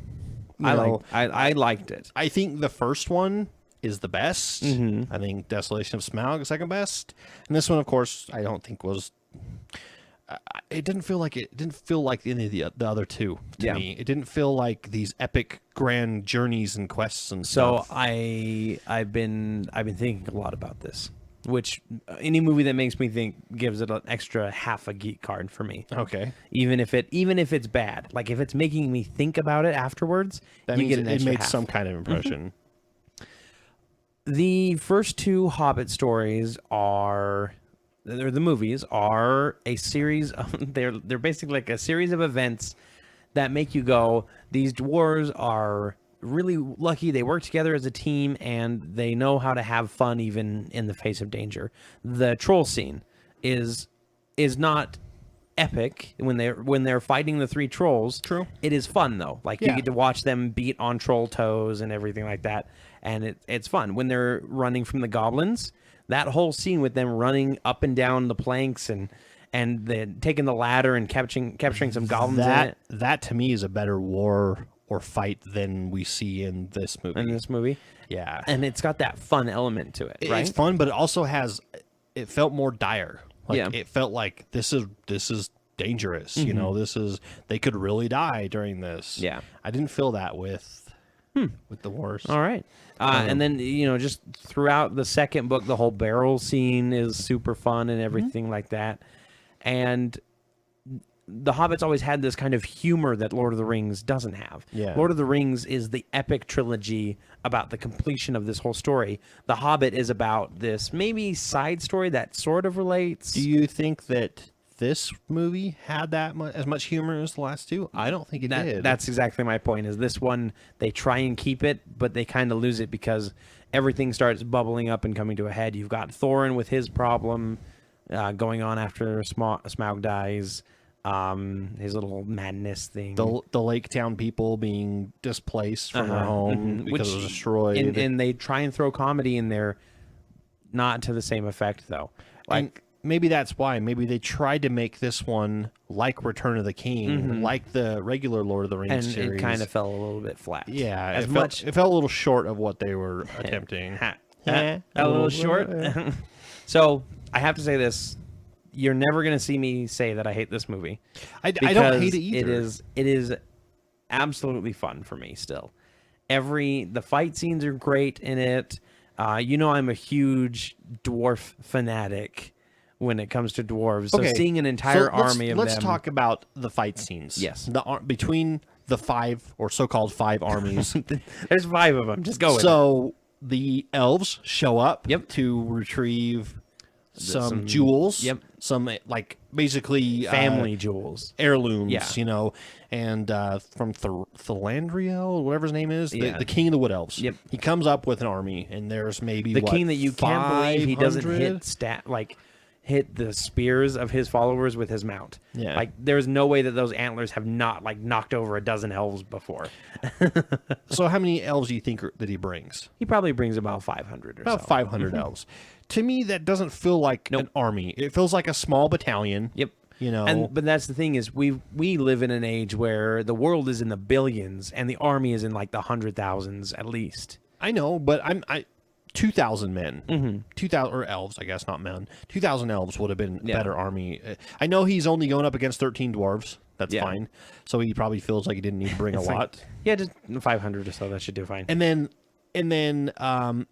In fact, he might not even have that many. the dwarves, the Ironfoot, I think is what they were called. Iron Hills. The Iron Hills dwarves. Iron Hills dwarves, led by the cousin of Thorin Oakenshield, who's voiced by Billy Connolly. Billy Connolly, and Awesome guy. And I say voiced because guess what? It wasn't him. He's all CG. It's all CG. and that's my main problem with this. Oh, and they did the same thing to Legolas. Right after Lake Town, all the survivors come to the shores of the lake, and he shows up. and he shows up there, and he's all like CG'd on the face. He looks weird. Yeah, It's just like for that one scene too. It's like everything they else is fine. Like they didn't finish him, and that was another thing that I had a real big issue with was half the CG I didn't feel was very good, Yeah.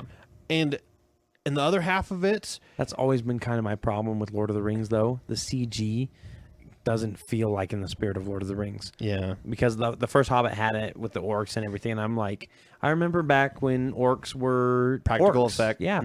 And you know, I don't know if Peter Jackson just did that because he was tired of doing practical effects, or if he just wanted to do something different. Now, but then they spent all this time on Smaug, and Smaug looks amazing. Beautiful, Best on-screen dragon ever. except for Toothless.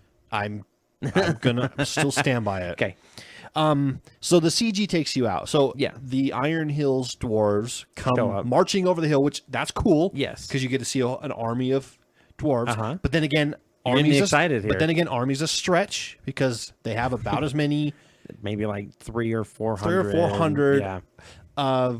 people there like the elves. So I don't really feel like it's a massive army And then- or a very big challenge for And then something. the human army is like 75 to 100. It's like 150 fishermen. and in militia stuff. now which, I expected, and it's because I've never read the book. I expected the battle of the five armies to be like elves, dwarves, humans, orcs, and something else. Yeah. and maybe they count the fifth one as Smaug or as some other crazy creatures Yeah. or something.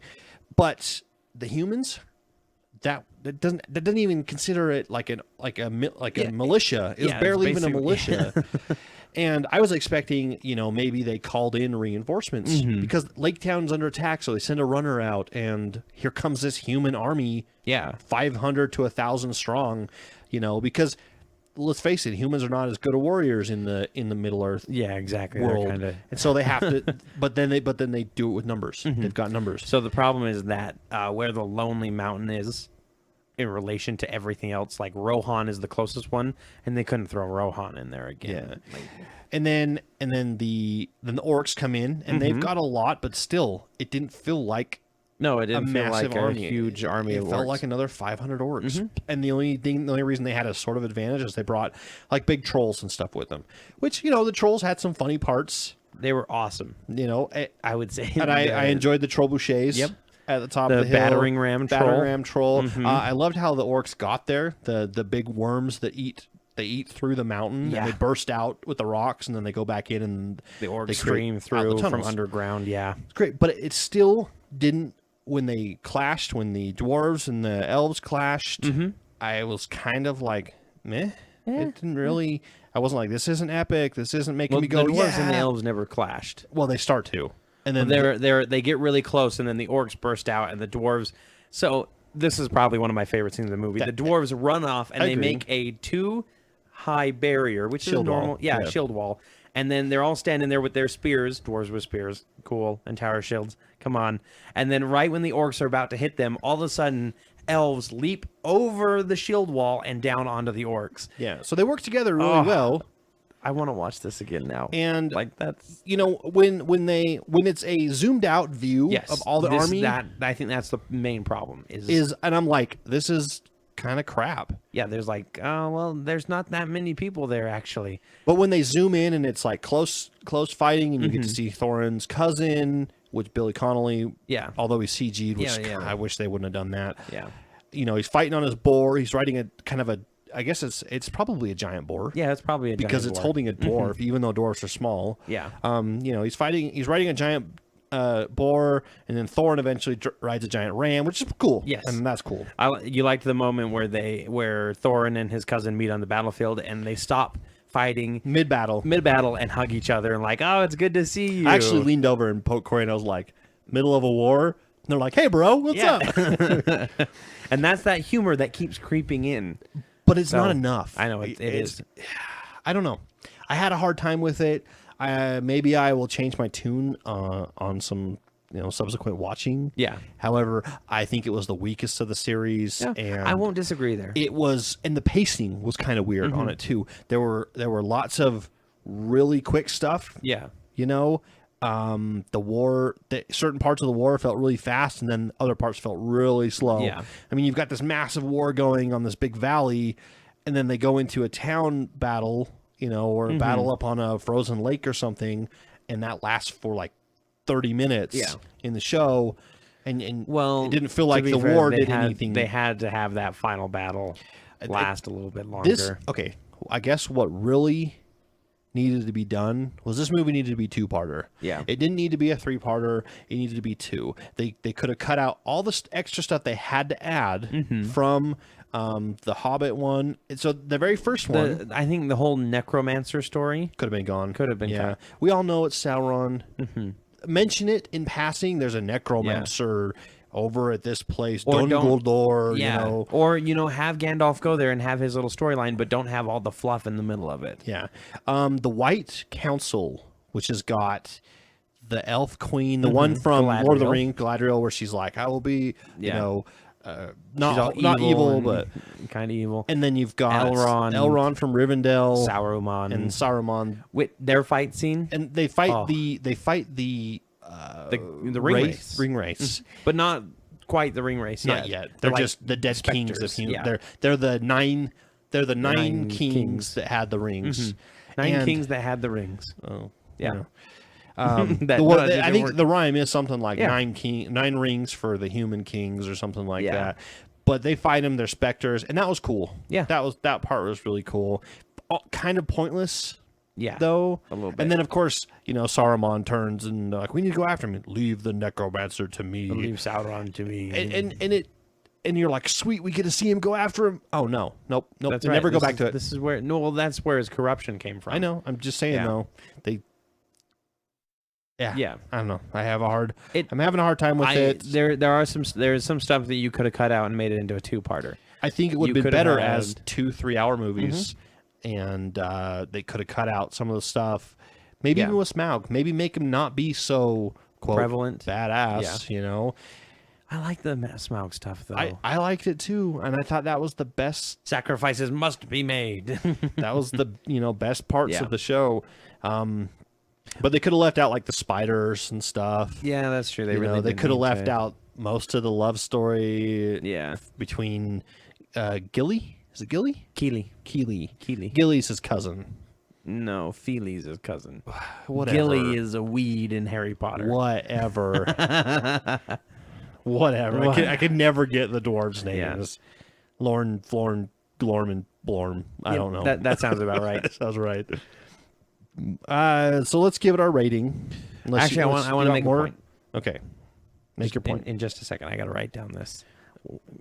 Lorn, Florn, Glorn, Blorn, maybe? Yeah. I don't know. I have a lot to say about it, and maybe I need to watch it through and pick it apart and just kind of see what really bugged me about it. Mm-hmm. I didn't feel into it. Yeah, we watched Desolation of Smaug, and I was like on the edge of my seat. Like, I really didn't feel into Desolation of Smaug. And then even in the first one, the battle with the big mountain giant things, those are so cool. Yeah, and I don't think that was in the book, was it? I can't remember. But it's been a long time. All right. So the last point that I want to make, I want to tell you about my favorite scene in the movie. It's not a battle scene, surprisingly.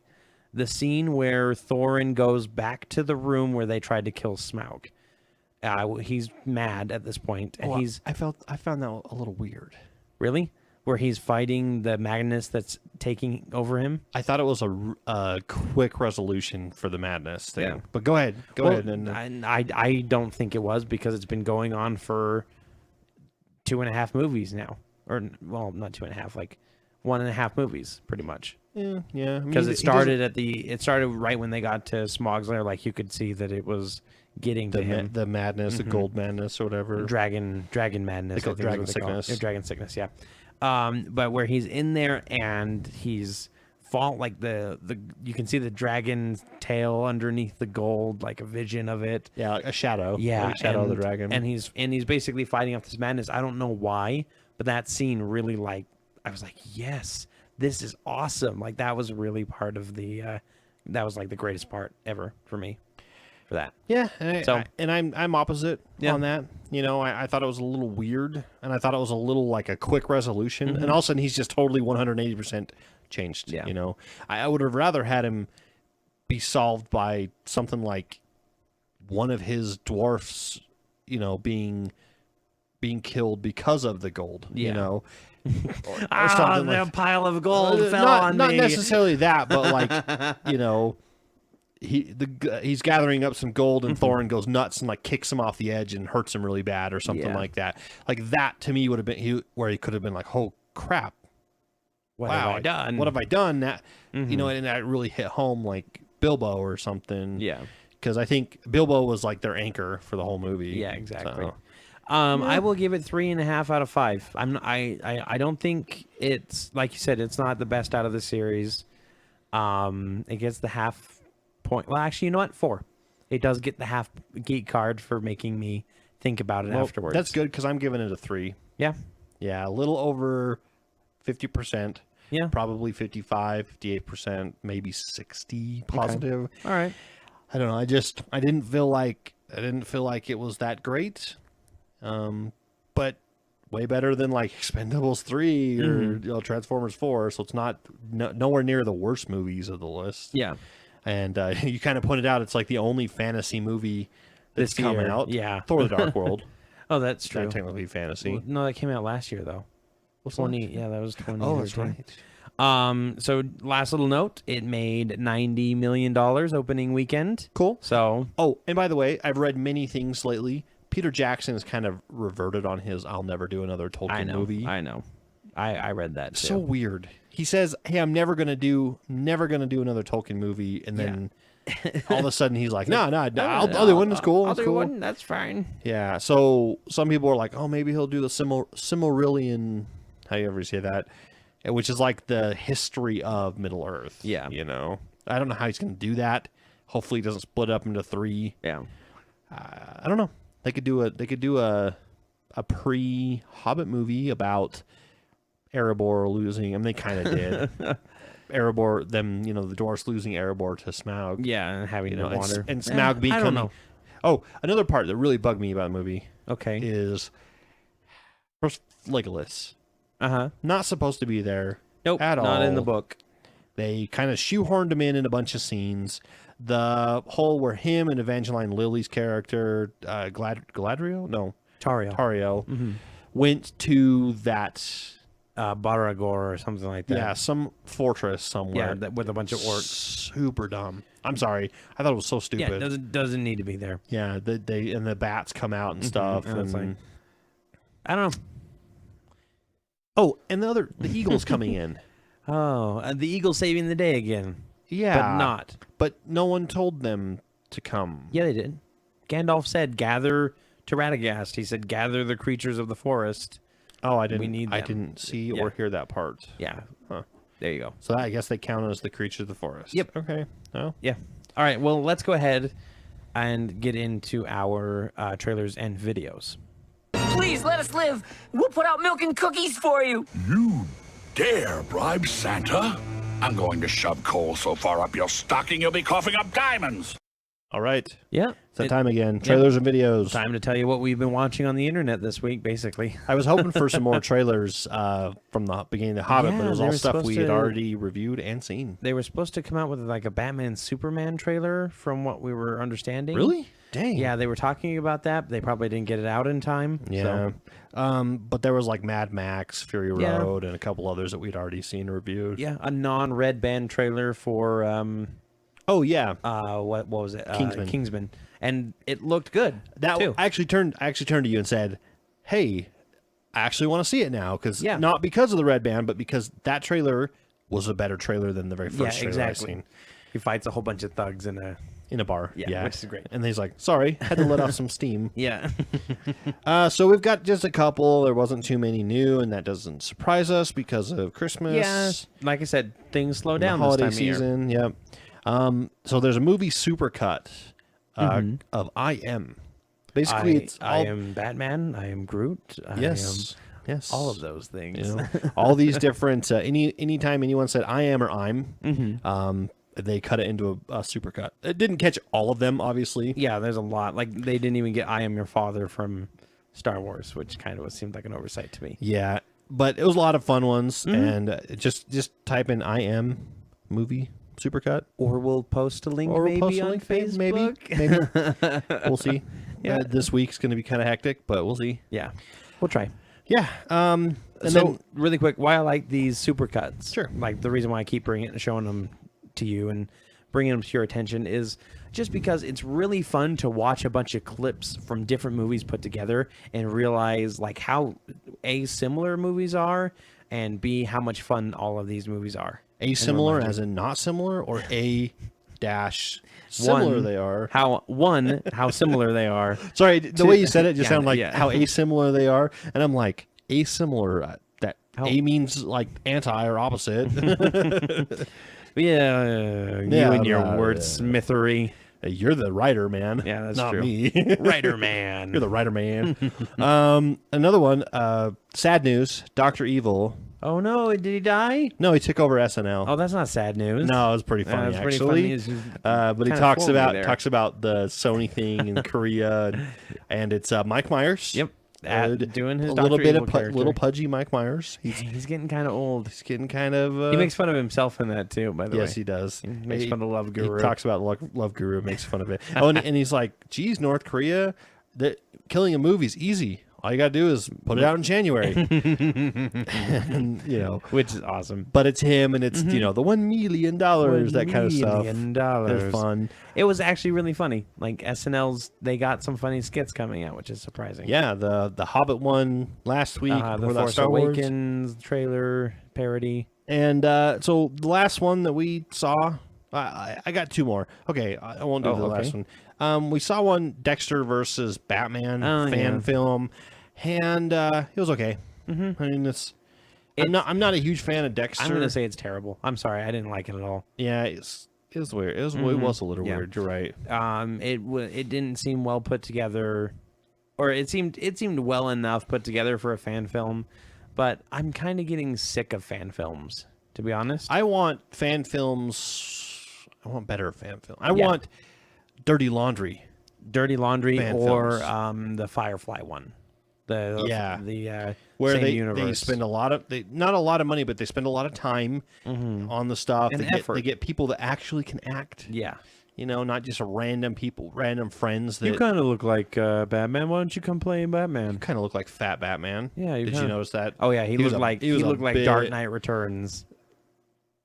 What? Well, he looked like Dark Knight Oh, the Returns cartoon. Batman, yeah. Yeah. I'm thinking. Dark Knight Rises. Yeah, no, I'm like, no, Chris Bell was never no. big. Yeah, and the guy who played Dexter didn't really have his mannerisms down. He didn't really feel like and I Dexter. know you can't be Michael C. Hall exactly, but Yeah. you can get pretty close. and all the voiceover stuff was kind of weird because Dexter's got his in the head, and it sounded like he was talking in his kitchen into a microphone or in his bathroom, or in his bathroom. where it's real echoey. Yeah, but something that we're super excited for came out. Another clip for Oh, I can't wait for January. For I know Justice Christmas League, is for coming up. Justice, is it Justice League? No. Yeah, yep. Justice League, Justice League, Throne of of Atlantis. The next DC Basically, animated where movie. they introduce Aquaman. Yep. And it's Steve Trevor, which Yes. is the government liaison in the comics between The Avengers. the U.S. government. Whoa. Okay, here's a geek card. Thank you. The Justice League. Justice And League. the American government. And the American government. And also Wonder Woman's ex-boyfriend. Yes. It's kind of complicated. Ex-lovery thingy. Lucky him. Yes. But he comes in to talk to Cyborg. I would love to be Wonder Woman's ex-lover. I wouldn't want to be her ex. I'd rather be her current boyfriend. We were talking. You ruined my joke. Just move on.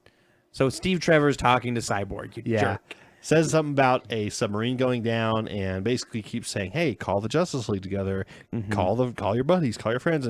And Cyborg's like, "Look, I'm the only one who's ever here. Nobody else ever shows up. As much as you'd like to say it on TV and everything, there is no Justice League." Yeah. And that's where the clip ends. which is not true. I think he's just trying to hide the fact that there is, or maybe there hasn't been a full on. Yeah, I think in this show, like everybody kind of went their separate ways afterwards. Is this based off the Flashpoint universe? No, No, Flashpoint this is is- a whole separate thing. Yeah, huh? this is based off New 52. That's right. Mm-hmm. But it was fun. Yeah. And not as good as the other one where the guy tries to stab Aquaman and the knife Yeah. busts. And he's like, I "What are can't- you?" And he's like, "I don't know." And then throws him into the ocean. Yes. I cannot wait. This movie is going to be fun, like all DC animated movies are. I'm super excited for it. Yeah, and that's it. If you guys heard of anything else, let us know. Yeah. Because But we could not find anything. It's like really slow week this week. So let's go ahead and quickly move into our topic. Whoa. Hold on a minute there. We have a topic today? A little bit of one. Okay. We're going to talk about it. But Cool. first, we got another little special thing for y'all.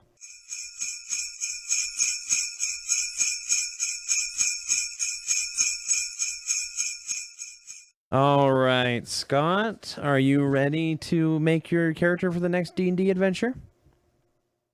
Scott? Scott? Scott! What? Are you ready to make your character? Oh, yeah, sorry. Okay, let's see. Let's start with your race. Human. Human. Got it. All right. Height? My height is fine. Oh, okay. You aren't just making you again, right? No, I promise. Completely original character. Okay, let's see here. Weight? 450. 450 pounds? Yes. Are you serious? Yeah, definitely serious. Oh, okay. Whatever. I can't wait to hear about this. What class? A wizard. Are you sure you're not just making like you again? Like your last character? No, it's totally new. Totally Okay, alrighty. You always play a caster though. So, All right, fine. Let me run down this list that you got here of your spells and equipment. Here you go. Let's see.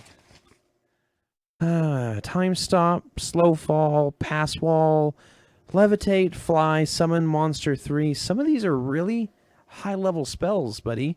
What do you think you're going to be doing? After you hear my concept, I think you'll understand. All right, let's see. The equipment here. Under equipment, you have 1 bag of holding and 12 halfling slaves. Gnomes would work too, if you don't want me to have halflings. Okay, even if you had enough starting gold for a bag of holding, we're going to skip over the gnomes, by the way. You'd have no money for any other magical equipment. Well, I don't need any. Just regular clothing is fine. Okay, this isn't doable. Well, why don't you let me tell you about my character first, and then you can decide whether or not it's doable. All right, go ahead. All right, so he's a wizard. Which Okay. we already talked about that. He spends his time adventuring, so he can make enough money to fund his hobby. Hobby? Uh-huh. What hobby? He uses his slaves to make beautiful magic items to give them to all the adventurers once each year. Wait a minute. And I need the time stop to be able to travel through the game world all in one night. Hold up. Does your character have a pointy hat and a bushy white beard? How did you know? Red clothes to keep him warm? Yeah. This is Santa Claus. No, it's my own original character. Oh, all really? original. Oh, really? What's the summon monster spell for? So he can summon some magical caribou to pull his cart And the flight spell? for the caribou. Scott, you can't make Santa Claus a playable character. It's not Santa. Tell me his catchphrase. What? His casting phrase. I know you have it right here at the top of the page. Ho ho ho.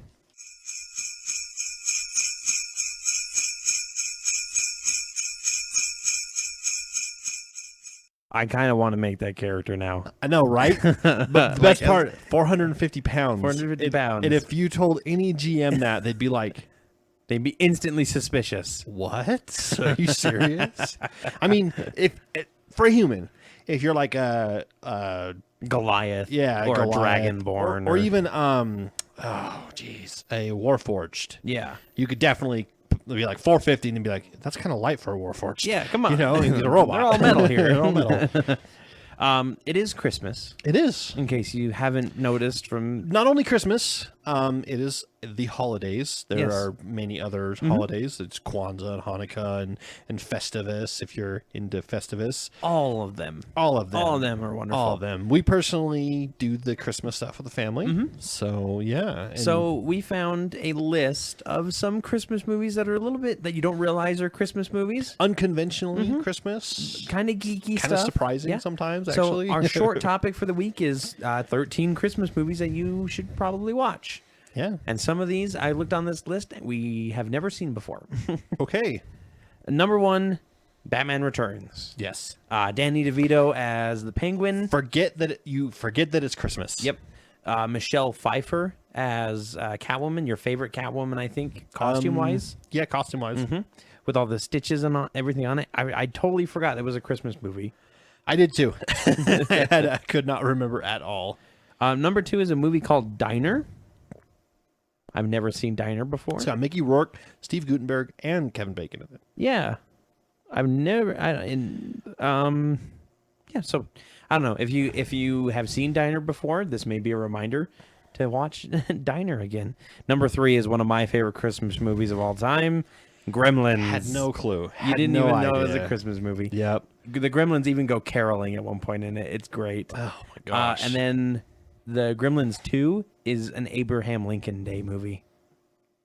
It takes place during Abraham Lincoln's... Oh, it's his birthday, not just like Abraham Lincoln Day. Abraham Lincoln Day. Abraham Lincoln Day. Everyone dresses up. It's Abraham Lincoln Day. It's Abraham Lincoln on that day. But the Mogwai is a Christmas present for the main character in the movie and everything like that. So, yeah.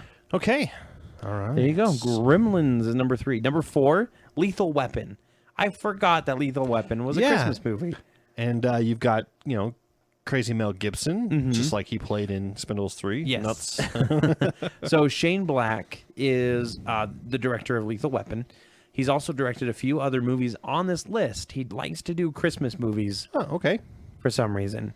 The Ref with Kevin Spacey. I think I've seen this, actually. Okay. So... Nope, never Nope, mind. okay. I've never seen it. It looked familiar. The picture looked familiar. It looked like something like that. Well, this but- one looks familiar, and we need to watch this. And this one we knew for sure. Oh, yeah. It's always on our list of ones we're gonna need to watch Number from 6, here on out. Iron Man 3. Of course, definitely Absolutely. Christmas movie. Shane Black again, by the way. Again, awesome. Yep. I love that picture that they've got for it. Is With Tony Stark sitting next to the broken down Iron Man suit on So good. on the couch in the kids' garage. So fun. It's so fun. I yes. forgot I like that movie. Trading Places is a Christmas movie. Okay, Have you ever seen Trading Places I have before? not. No. It is really funny. They take Eddie Murphy's character, who is a bum, basically, Okay. and it's these two like stock market people who are toying with Dan Aykroyd's character. He's a stockbroker and fairly well off, and they switch him and Eddie Murphy. So Okay. they make it so that everybody thinks he's the bum and Eddie Murphy's the rich man to see if they can mold Eddie Murphy, and it's got a really fun ending to it and everything. All right. Number 8, the third Shane Black movie, Kiss Kiss Bang Bang. I've never seen this, but it's got RDJ in it. Yep, it's got RDJ and it's got Val Kilmer, and from what I understand, it's super funny. And that girl looks familiar as well. I can't remember her name. Yeah, I don't know, but anyway. Number 9, Eyes Wide Shut. This is not a movie that you want to watch with your family. Yeah, not a family movie. It's Stanley Kubrick's, I think, last movie. It's about basically a sex party, but apparently it takes place during Christmas. So The best the best sex parties do. Yeah, of course. absolutely. I've seen clips of this. I mean, everyone from, always goes to their quote documentary. family parties. That's just an excuse. It's actually what the kids are calling it these days. Family party. Family party. Kinky. Edward Scissorhands is a What? Christmas movie. You don't remember this? No, I do. Wow. But part of the whole thing, like at the end, he's shaving blocks of ice into ice sculptures, and it's creating snow for the town. If you remember, that's right. that. Like for their Yeah. Christmas and everything. That movie always freaked me out a little. I'm like, why would you put scissors on his hands? Yeah, that's not a good idea. I'd rather have like a fake wooden hand, you know. Splinter hands. No kidding. Number 11, The Long Kiss Goodnight with Samuel L. Jackson. And Gina Davis. Oh, and this one's written by Shane Black too. This one's new, I think. no, never mind. it's old. Yeah, that that's looks like it's from the I'm thinking of Gina Carano, the MMA fighter. The Ice Harvest. I mean, that sounds Christmassy. The caption under it is, "We know you haven't seen this. It's okay. Hardly anyone did. But thanks to Netflix Instant, there you go. You can remedy that over the holidays." All right. John Cusack and Billy Bob Thornton are two crooks stuck in a town where they just robbed, weathering a terrible ice storm and their own personal friction. Nice. It's a comedy. They just need to just stay in a hotel room and not do anything. And then, of course, number 13, probably one of the best. Like, if you're an action guy, Die Hard. You need to watch Die Hard every Christmas. Definitely a Christmas movie. Definitely. Yeah.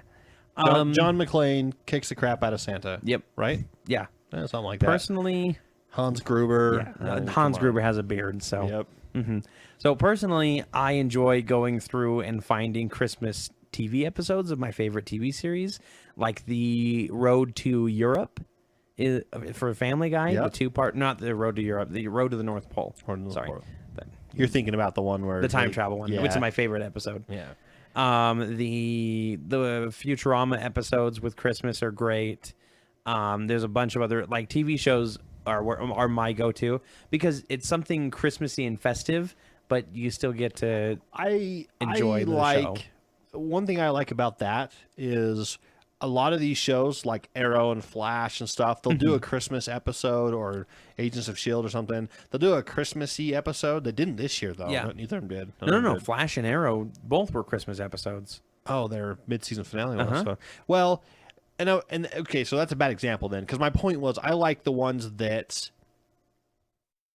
aren't tied into the series. Eureka did this a lot. Oh yeah, you remember watching? Yeah, this? yeah. Well, whenever they did a Christmas episode, it was never really in the same continuity. It was kind of its own separate story. It was like a different, but they're fun. And and you enjoy them because they're fun. And it's always Christmassy, wintry, and it's always a winter wonderland type thing. Yeah, which neither Flash nor Arrow did. Yeah, no. It was kind of, well, I think both the cities are in kind of a warmer climate. It doesn't matter. They should have Captain Colded it. He should have brought eternal winter down on them. Yeah, exactly. The Ice Age. But what? Yes, just go watch Batman and Robin, everybody. You won't be disappointed. You will be. A lot of people have been saying like watching Frozen as a Christmas movie too. Okay, which is not really a Christmas movie, but it's not Christmas time, but it's in a winter Iceland, not Iceland, but Iceland. Yep. Kind of a thing. Yeah. So yeah. I think Mighty Ducks 2 is a movie that I used to watch during Christmas all the time. Yeah, you're right. So I don't know. I mean, it's kind of one of those things. What do you guys like to watch? We'll tell you how to contact us, and you can tell us your favorite Christmas shows to watch. Or if you absolutely hate watching Christmas episodes, let us know too. Yeah, absolutely. I know there are people that can't stand the Christmas season, not because they're just bah humbugs. They're like, I'd rather have my shows, my movies and stuff. Like, stay away from that. Yeah. And leave Christmas to the family thing. Yes.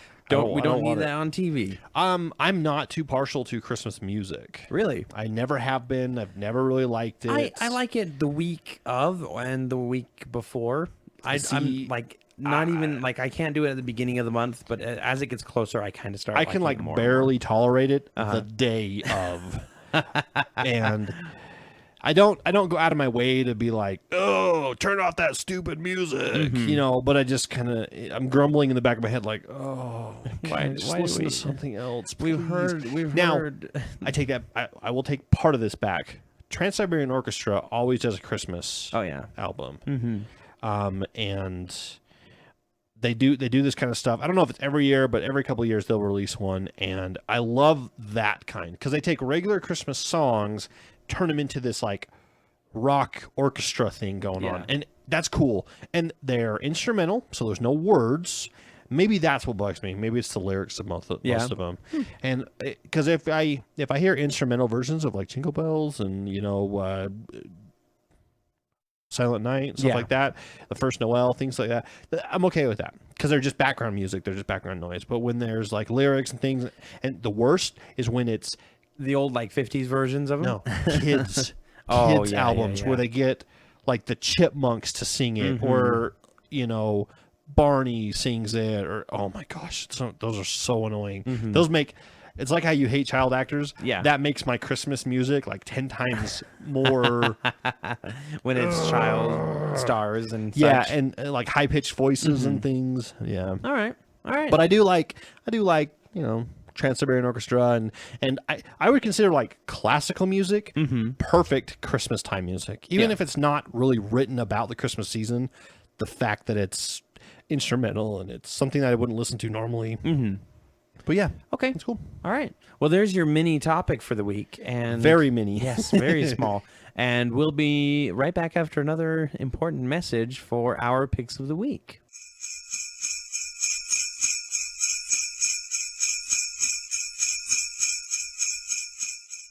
All right, Scott. I know that this holiday season's been a little rough for the podcast and everything, but I still think we've had a good year. So I got you a little something right here. Oh, yeah. I felt it's fine. I didn't get you anything. I know we weren't planning on getting each other gifts for the podcast, but okay. I liked this. I really liked it. I thought you would like to have it. Oh, great. I'll open this on Christmas. No. Please open it now. Yeah, now? Open it now. It'll be great. All right, if you say so. Yeah. Let's see. We'll just go. And this is great quality paper. Kind of. What is this? Well, okay. So I know it doesn't look like much right now, but wait until it hatches. It's going to be great. Hatches? Yeah. It. Can't you see it's an egg? Yeah. Oh, look! It's hatching. Oh, what? What's going to come out of it? Oh, wait a minute. Oh, that. Uh-oh. It's.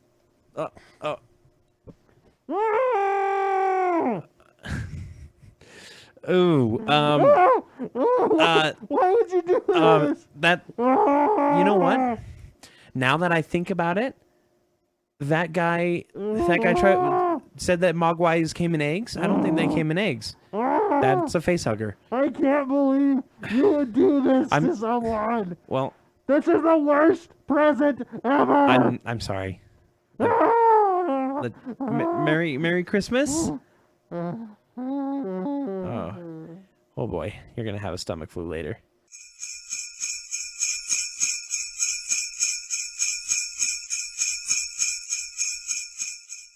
You feeling better now? Yeah, that was kind of touch and go there for a minute, but you'll be fine. I got it off, and the dog's chewing on it right now. It's pretty much dead. So Merry Christmas to the dog. So yeah, think you can make it through the last little part? Yeah. Okay. No, I'm pretty sure I'll be fine. Yeah. And it was, I mean, I don't really know what that was, but well. Let's just do the picks of the week, and I'll tell you after the podcast. Oh, okay. All right. Well, would you like to begin? Your time might be limited. What? Nothing. Why don't you go ahead and start? Oh, okay. Well, my pick of the week this week is actually a Hobbit-related pick of the week. Okay. And by extension, is it the Leonard Nimoy Hobbit song? No. Have you heard that before? I have, but and it's hilarious. No. Google Play. Okay. Randomly puts things up for free. And I posted on the podcast page a couple days ago. I don't know if you saw it or not. No, I did. But they are letting Hobbit Unexpected Journey. No. No, sorry, you're right. Lord of Fellowship the of Rings. the Ring. Fellowship of the Ring. Of the Wing. Of the Ring. HD download for free. Perfect. Not just a rent. You buy it. It's yours. Yeah. So go get it for free. I think it's still up there. It's the only Lord of the Rings I don't have, actually. We'll go get it. Yeah. Now you can. And by extension, I talked about Trans-Siberian Orchestra. They actually had an album up for free from like Awesome. 1999, I believe. Awesome. Pretty old, but still, Still good. They've got good music. So yeah, that's my pick of the week. I love when Google does free stuff like that, which is, I think once a week they have a new free thing. And I think it's cool that they're doing Hobbit stuff. Hopefully when like Age of Ultron comes out, they, do the Bold Avengers or something like that. That'd for be free. really cool. Yeah, HD, streamable anywhere on your device, which is cool. Awesome. Yeah. My pick of the week is another movie that's not really a Christmas movie, but it's one that I like to watch during pretty much any holiday. And that is, we talked about it earlier, The Rise of the Guardians, which is a DreamWorks movie where a young boy... No, it's not a young boy. It's Jack Frost. Well, yeah, he's kind of young. He's a teenager.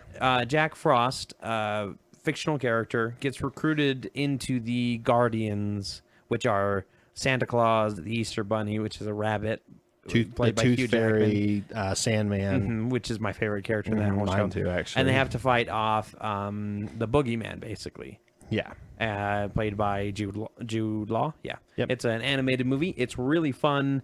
A lot of good visuals in it, and a lot of kind of a different take on Santa Claus is a Russian. Your classic characters. Santa Claus is a Russian dual wielding tattoo. Yeah, Cossack. Yeah. And Sandman's a short little guy that has that doesn't talk, but he can put people to sleep and make, basically he's a Green Lantern. Yeah. He can make constructs. He's actually a Gold Lantern because he's kind of gold and sparkly. But it's a fun movie. So good. So fun. So good. So that's our picks of the week. All righty. Great. Well, that's going to do it for the Acts of Geekery podcast. It has been a wonderful year. We've actually started this podcast and we've been able to experience the joy of making it for all of you. And you can consider this your Christmas present from us because we're cheap and didn't get you anything else. Yep. And you better like it. Yeah. Or else you get coal. Or else actually, you get... coal's expensive. You get nutmeg. You get dirt. Dirt. I've got dirt. I've got enough dirt in the backyard for all of our listeners. Yeah. But I know that from both of us, we want to wish you guys a Merry Christmas and Happy Holiday, Kwanzaa, Hanukkah, Festivus, whatever it is you celebrate. Yep. However you spend the holidays, it's great. Yeah. So, and sucks if you have to work through the holidays. Yeah, I'm it's not sorry. fun. So do we. Yeah.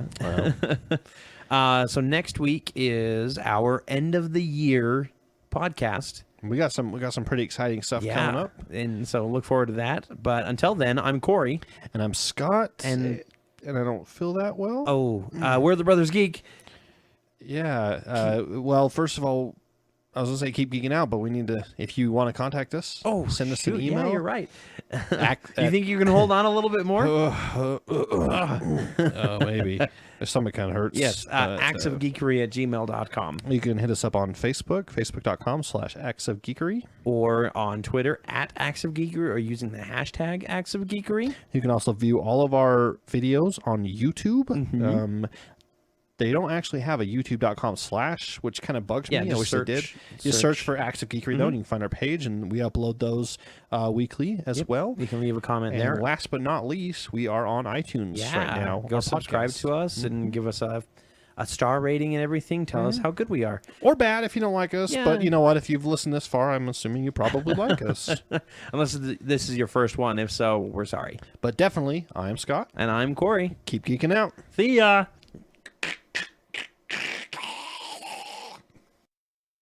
Not again.